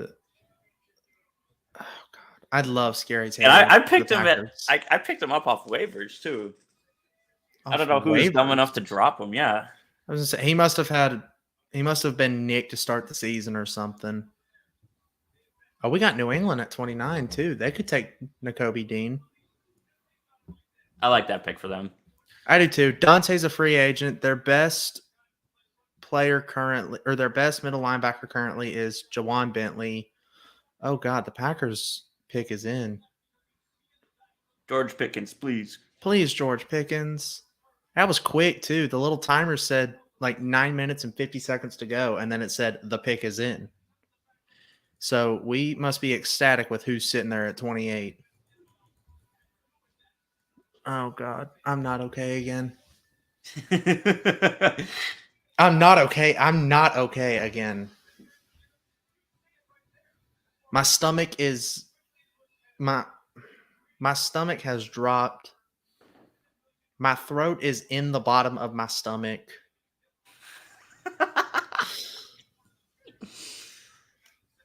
Gosh.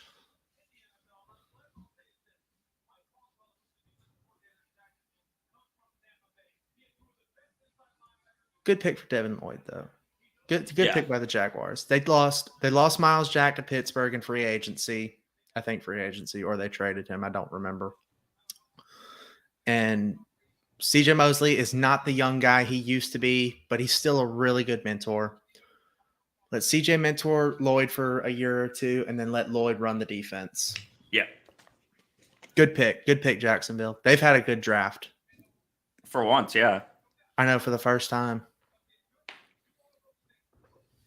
They'll be good next year. They won't be – well, they might be win the AFC South good. No, the Colts are winning the AFC South next year. You're right. The Colts are in the South. What was I thinking? All right, How are picks the- in, guys. We don't know who it is. Okay. Who do you guys want it to be? I wanted it to be a trade to Seattle. Yeah, Well, that's it's not a hurt, trade, but so. I'll take George Pickens or Daxton Hill. Okay. I'm fine with either of those two. Okay. Hill would sure up our safety spot, and George Pickens is the wide receiver that we needed anyways. I can't believe we took Quay Walker. I can't believe he blocked you on Twitter that quickly. I know, that was quick.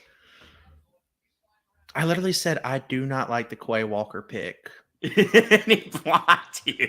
And within, I deleted it like a minute and a half later too. So legitimately, like somebody on his social team had the phone and immediately searched his name After and the pick. clicked latest. And I was the first one that popped up.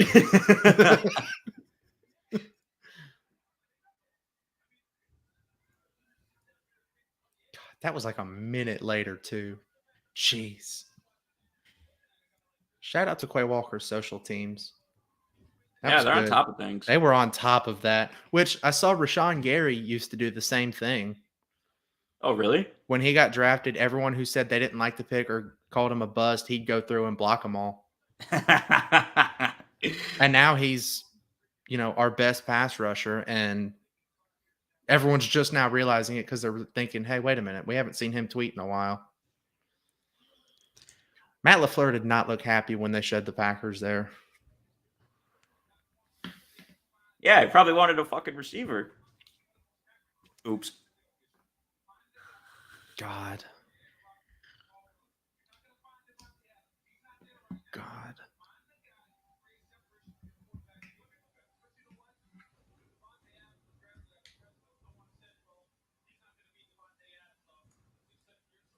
Legitimately, if George Pickens can be healthy, he is arguably wide receiver 1 or 2 in this class.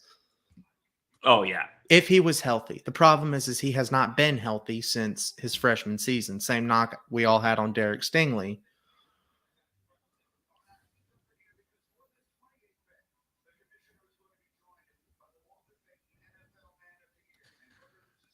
Goodell is going to be joined by the Walter Payton Man of the Year to announce this draft pick.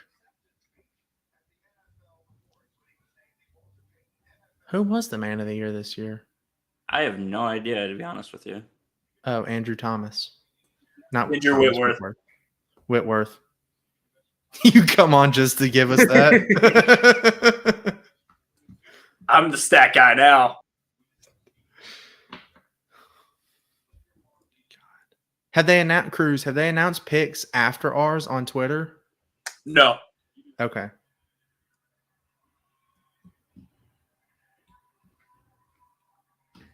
God, I am antsy.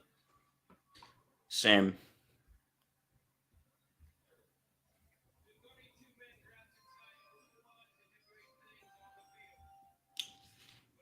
I am not looking forward to this at all. No, I'm not. And I'm going to go, after we finish up here, I'm going to go watch their introductory press conferences that on the Packers website, and love that my stream has frozen. No. That hurts. Okay, it's back. Imagine if we take David Ojabo here, I'm not going to be happy.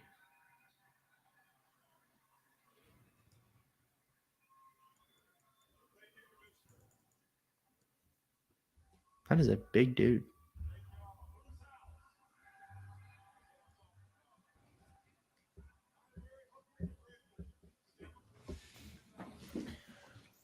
You're not a Green Bay Packer. Just get on with it.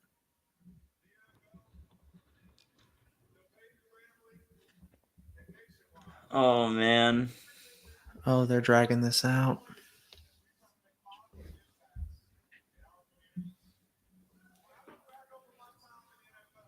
Who is it? Who is it? My watch is blowing up. I'm not looking at the phone. Not looking at the phone. No, I'm not looking at anything. I just picked it up. I'm not looking at it. No, I'm not looking at anything, but oh God.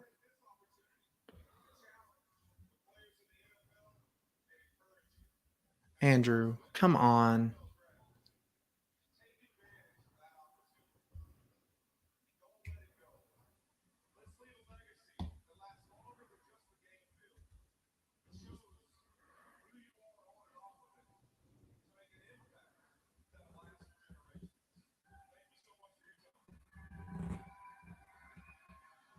Oh, all he did was give a speech. He didn't even announce the pick.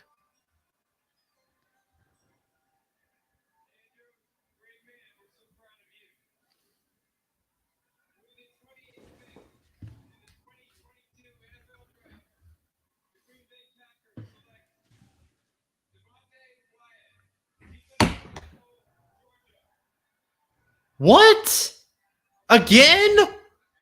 Who was it? I'm behind. Oh, wait, no, don't tell me. Don't tell me. It's coming up right What? He does not fit our first round model at all. Not in the slightest. Why? Why? We have Kenny Clark.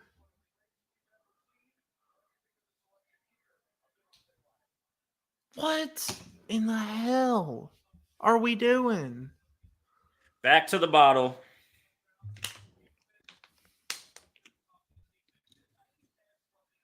What in the hell? Who's a QB needy team? Who can we trade Rodgers to? Any team would take Rodgers at this point. You're not wrong. So, guys, how are we doing? Mac wanted to come say hi. I don't want to Hi, hear Mac. it. Hi, Mac. You're cute, buddy. Mac, you say hi? Oh, wait, I gotta get the pup cam. There's the pup cam. Yeah, my dog is unfortunately very loud, especially when the neighbors let their dogs out. So he is So, guys, shunned to the living room whenever we record. So, guys, how are we feeling about said pick? Defensive player again. You guys go back-to-back Georgia picks. None of them named Nakobe Dean. Where's the nearest bridge? Honestly, okay. I am upset that we did not take a receiver, but we do have an early pick in the second. And I do not think that if George Pickens hasn't gone yet, I don't think he's going to go before we get to it. So this is big. So George Pickens still available. Sitting like Kansas City is right there at 30 for George Pickens. Kansas City's going to snag him. Or New England can get him. They need a guy. I think New England goes Nakobe Dean here. You Also, wait a minute. Kansas City had 2 picks. Yeah, they traded up. Remember, they got McDuffie out of You're right. My bad. McDuffie. My apologies. I am curious to see. I'm curious to see because then you have Cincinnati, and then who's at 32 now? Minnesota, because Detroit traded up for Jameson. So, something that could be interesting. Kirk Cousins' experience might be coming to an end. What if Malik Willis, 32?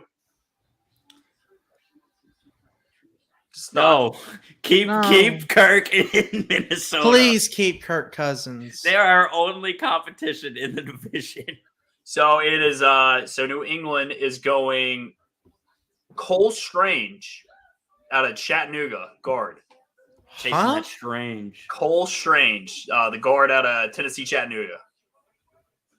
I am not going to question Bill Belichick and anything that he does. So, nope, that is Bill Belichick's deal, and I'm gonna let him run it. I don't even know who the hell that guy is, but so wow, it's already like they're already behind. So Kansas City's already made their pick at 30, and George Karlaftis is the number pick at 30. He is finally out of the green room. Okay, good. So edge rush. Corral is in the green room currently. It's got to be so embarrassing to sit in the green room and then not get drafted. Yes. Do you come back? Do you come back? Oh, I know it has, but it's got to be. Well, they'll come back. They'll come back the next day. I was gonna say, do you come back tomorrow? You have to, right? I don't think you have to. So is Malik Willis in the green room? I believe. I think Willis and Corral are both in the green room. Oof. That's. Let's see. That's big. I mean, Karlaftis is good. Like he was projected to go anywhere from like 15 to like anywhere from like Washington to. I think I had him going like 23. Yeah, like he's good. So I think that's a big win for the Chiefs defense because they need help.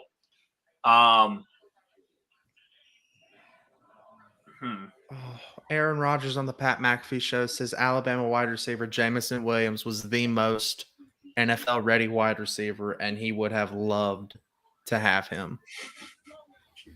You should have traded up. Oh, that's just like, that's like stab wounds. We had the capital. I'd have traded 22 and 28 for Jameson. Fact. I'd have traded into the top 10 for Jameson Williams. That is not homerism either. No. That is just. He is. You guys might now have one of the worst wide receiver rooms in the NFL. We've had the worst wide receiver room in the NFL. So,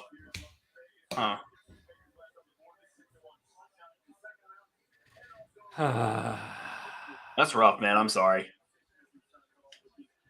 I want to be me, but I legit can't because that's rough. But I mean, I will say this: you did add 2 defensive studs to two of the main pieces of Georgia's defense. Yeah, one of them turns 25 before the week 1.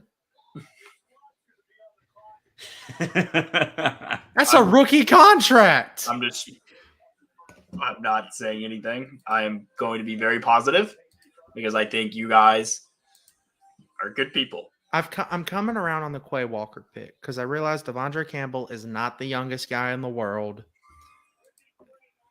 He has a career history of not playing as well as he did last year. So in the event that he regresses back to that, we've got something to fall back on that's not undrafted free agent Chris Barnes.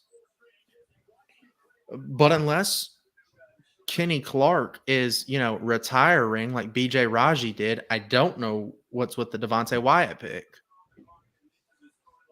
Kenny Clark's like 26. He's younger than that. He's like 24, I think. Man, I give you shit about You're right, hating the 26. Saints, Cruz. You're right. What'd my you bad, say? Vaughn. I said I give you shit about the Saints causing you misery, but nothing is worse than Packers draft night. It's pretty bad. Nothing. We have not had a good draft in years. The one shining moment we had was taking Eric Stokes out of Georgia. Even then, I wasn't happy about it at the time because I didn't think his performance was going to translate into the NFL. But I'm mature enough to admit when I was wrong. You could say I'm stoked that we have Eric Stokes. Nice. But I think honestly, you guys are built. You guys got like good building pieces for a young defense. I mean, I understand like I would have understood the Wyatt pick if y'all would have gotten like George Pickens or somebody. But I just or Sky Moore. But like I don't understand. Do not speak Sky Moore on our team. Please Why? do not. I do not. He is not. I don't like him at all. I think Sky Moore is like, I don't know. Something about Sky Moore reminds me of Antonio Brown. Like route running wise. Okay. Whew. No, not character wise. Thank God. No. I mean like route running wise. He's just very shifty. Like he's like very twitchy. Like he's got like a really good underneath route tree. And Cincinnati has made their pick. I know it's a little bit behind, but they go Daxton Hill, the corner and safety out of Michigan. I think that's a good pick to replace the Honey Badger. that should have been ours. Cincinnati. Oh man, I'm sorry. Damn. We're down to the last pick. It's finally the last pick. Minnesota, pick 32, round 1. We made Desmond Ritter. Damn it. Please, Desmond. I'm trying to think who is best available right now. Lewis Sane, Nakobe Dean. Nakobe Dean is best available. Straight up. Unless there's somebody insane that I'm forgetting. Let's see.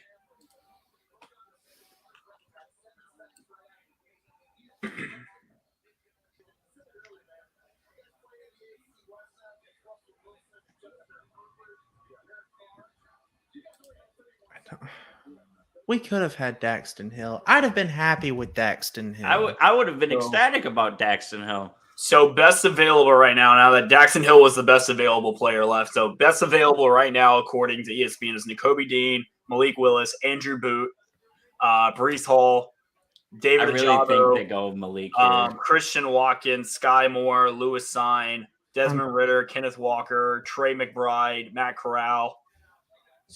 There's some good names on here. I'm terrified they go Malik Willis here. I don't think they will. I just remember that they got Kellen Mond. Kirk's contract is fully guaranteed, I will say. They did get Kellen Mond, so I'm curious in last year's draft in the 3rd round, I believe. So, and you believe he's a starting quarterback in the NFL? Dude, I don't know what a starting quarterback in the NFL is anymore. I mean, you watched Kellen Mond play, right? We played him for 4 straight years. And Kellen Mond put up numbers against us for 4 straight years. Not really. Yes, he did. He almost beat us. He almost beat Bama as a true freshman in 2017. Yeah, but he never improved. That's not true. I thought he was good his senior year. No, the same flashes and mistakes he should. As a true freshman, I'm sitting there watching Texas A&M thinking, oh shit, Kellen Mond is going to Johnny Manziel us at some point in his career. Yep, and he almost did. But his freshman tape is the exact same as his senior tape. He makes the same flashes, the same poor decisions. His senior year, the only team he lost to was Bama, and he still put up 30 points against us. If it wasn't for Mac Jones introducing John Mechie to the world, That's true. I mean, they beat everybody else on their schedule that year. They should have gone to the playoffs instead of Notre Dame. They better never put Notre Dame back in the playoffs. Well, they will. They will. They shouldn't. Notre Dame needs to join a conference. They need to join the ACC. Yes. Yeah. Hell, Damn, I could they even got- see them joining the Big Ten. Oh. No, they wouldn't. They don't want to play Michigan and Ohio State every year. It would make their program better. It doesn't matter when everybody's joining the SEC to make a super conference. All right, so we're down to the last pick. Minnesota Taylor- Vikings, the team I aggressively hate with a passion. All Because three of they- us do. Jalen Hurts is FaceTiming with AJ Brown on his Instagram story, and it is glorious. I happy am super excited to see what that leads to. I'm excited for. I think it's going to be fantastic for them. I think honestly, I'm not going to say they won the draft because of that, but that was one of the best moves of the draft. I think That we was can agree that the phenomenal for winners. Philly. I think there were a couple winners in this first round. I think obviously the Giants and the Jets, big winners, right? Yeah, who would have thought the Jets Easily. having a good draft class? I Yeah, know. the Jets getting 3 big players. Giants getting 2 of the best linemen. I thought the Saints had a really good draft as well. They got their wide receiver and their left tackle. I thought the Eagles got, best defensive tackle / you get a Pro Bowl wide receiver in AJ Brown, Who's young? who's young, Yeah. and Just coming off his and you rookie get to deal. pair him with a athletic quarterback, and you have Devontae Smith on the other side and a good tight end, in a very winnable division. This might be a hot Yeah. take, but I think that AJ Brown, once Adams retires, I think AJ Brown is going to be the receiver in the league. Ooh, I don't hate that. That's I not a will bad say take. this. I want to see what I think Jerry Jeudy is going to take a huge step up this year with Russell Wilson. Absolutely. That's true. I forgot about that. Yeah, I really want to see what Jerry Jeudy can do with a real quarterback. I want to see what Waddle can do now with in year number 2, especially having some help on the outside. Yeah. Justin Jefferson's emerging. Jamar Chase is that guy too. So, I mean, Jamar Chase is going to give AJ Brown a run for his money. I will say that. I think there's going to be a lot. I'm excited for next year. Holy crap! Like this has probably been one of the better drafts that I can remember in a long time. So I'm curious tomorrow, depending on who Minnesota decides to take with the last pick. I mean, where does I think because we're gonna get Tampa Bay has the first pick in the second round. And then do they go? They've got Yep. Levante David and Devin Bush. Well, here's the thing. Do they really believe in Kyle Trask being a backup I wouldn't. to I Tom don't. Brady? So you got Malik Willis there. You can add a linebacker to Devin White and Levante David. You can add a corner in Andrew Booth. You can add a running back to pair with Leonard Fournette and Breece Hall or Kenneth Yeah. Walker. Or you can add a wide receiver to Mike Evans and Chris Godwin and Sky Moore or Christian Watson. There's a lot of possibilities for him. Trust me, I don't want Tampa Bay to ever get better. In fact, I want them to, slowly get pushed off a hill. Shit. Who did they take? And Lewis With- Sane. yep, and the Vikings turned down trade offers. At pick number 32, it's Georgia's safety Lewis Seen. First round come to a close. So wow. So big names left in the first round. Nakobe Dean. That's a shocker to me. Was Nakobe Dean? I can't believe nobody grabbed him. Yeah. I can't believe no one grabbed Malik Willis. I think I would have. that's a shocker to me. I at least thought someone would trade back up in the first round to get him. I really did. Yeah. Andrew Booth is a little bit shocking to me, only because he I thought he was good at Clemson, so I was a little bit curious about that. And then those were the only 3 names. I didn't believe the Desmond Ridder. Lewis Seen was, I thought, borderline in the first, beginning of second. And then David Ajobi would have gone first round had he not got hurt at his pro day. He'd have been top 20. Yeah. Easy. Yeah. Brees Hall, I didn't think a team would really risk it at a running back in the first. Is this how long has it been since a running back hasn't been taken in the first? It's been 2 years because Clyde Edwards-Helaire was taken 32nd after the Chiefs won the Super Bowl. Then they lost to Tampa Bay. Nobody went that year. And then the Rams won it this year, and nobody went. No, Najee went first last year. You're right. My bad. Yeah, Najee was the only one taken, though. Yeah. There hasn't been a running back heavy first. I say heavy, meaning more than one. Yeah, in a while. I think it's because a lot of college football is moving towards that West Coast offense style that the NFL adopted.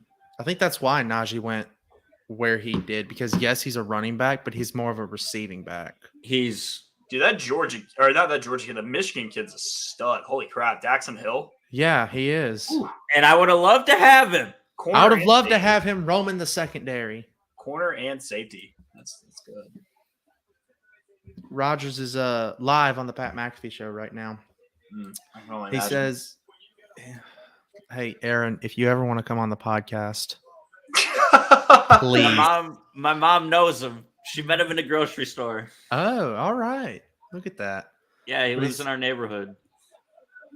All right. So we have finally finished the first round. We've been streaming for 3.5 hours. We've had some really good guests on. We had Chris Marler, we had Mincy, we had Sports Talk Jake. Overall, I'd say pretty good guests. And we had Jared from the corner booth. Overall, I'd say fun guests. We had some good predictions. We had some really good reactions to the laughs that we're going to definitely put on our socials and clip. But yeah, I will be clipping this tomorrow or whenever this is uploaded. Tomorrow, as the Packers disappoint in the second round. Yeah, I will say, boys, I had a fun night. It was a fun night. It was fun. Up until pick 22. Up until 22. Up until pick 22. Then it was great from 23 to 27. And then 28 was just miserable again. Oh, man. Well, I'm going to sleep on this. I'm probably going to come around on both of our draft picks because our defense did need some shoring up. It did. And I think we're going to, honestly, if these picks turn out how our front office is wanting them to, I think we're going to have one of the best defenses in the NFL. If both these picks make the same steps that Eric Stokes did last year, then I think we'll win every game 10-3. Yeah, don't mention 10-3 to me, dog. You can't do me like that. Oh shit! I didn't think about that. So, God. I will say this: it's been fun. I'm in love with the Saints draft. I'm reading now, and it says that the Saints got the 2 top guys on their draft board. So I'm okay with that. If they believe in them, and Chris Olave and Trevor Penning, I'm all for it. Day 2 tomorrow is going to be fun. Where's Malik Willis going to go? When's the running back going to go? Where's Nakobe Dean going to go? When does Carolina pick tomorrow? Carolina doesn't have a pick till the 4th round, I believe.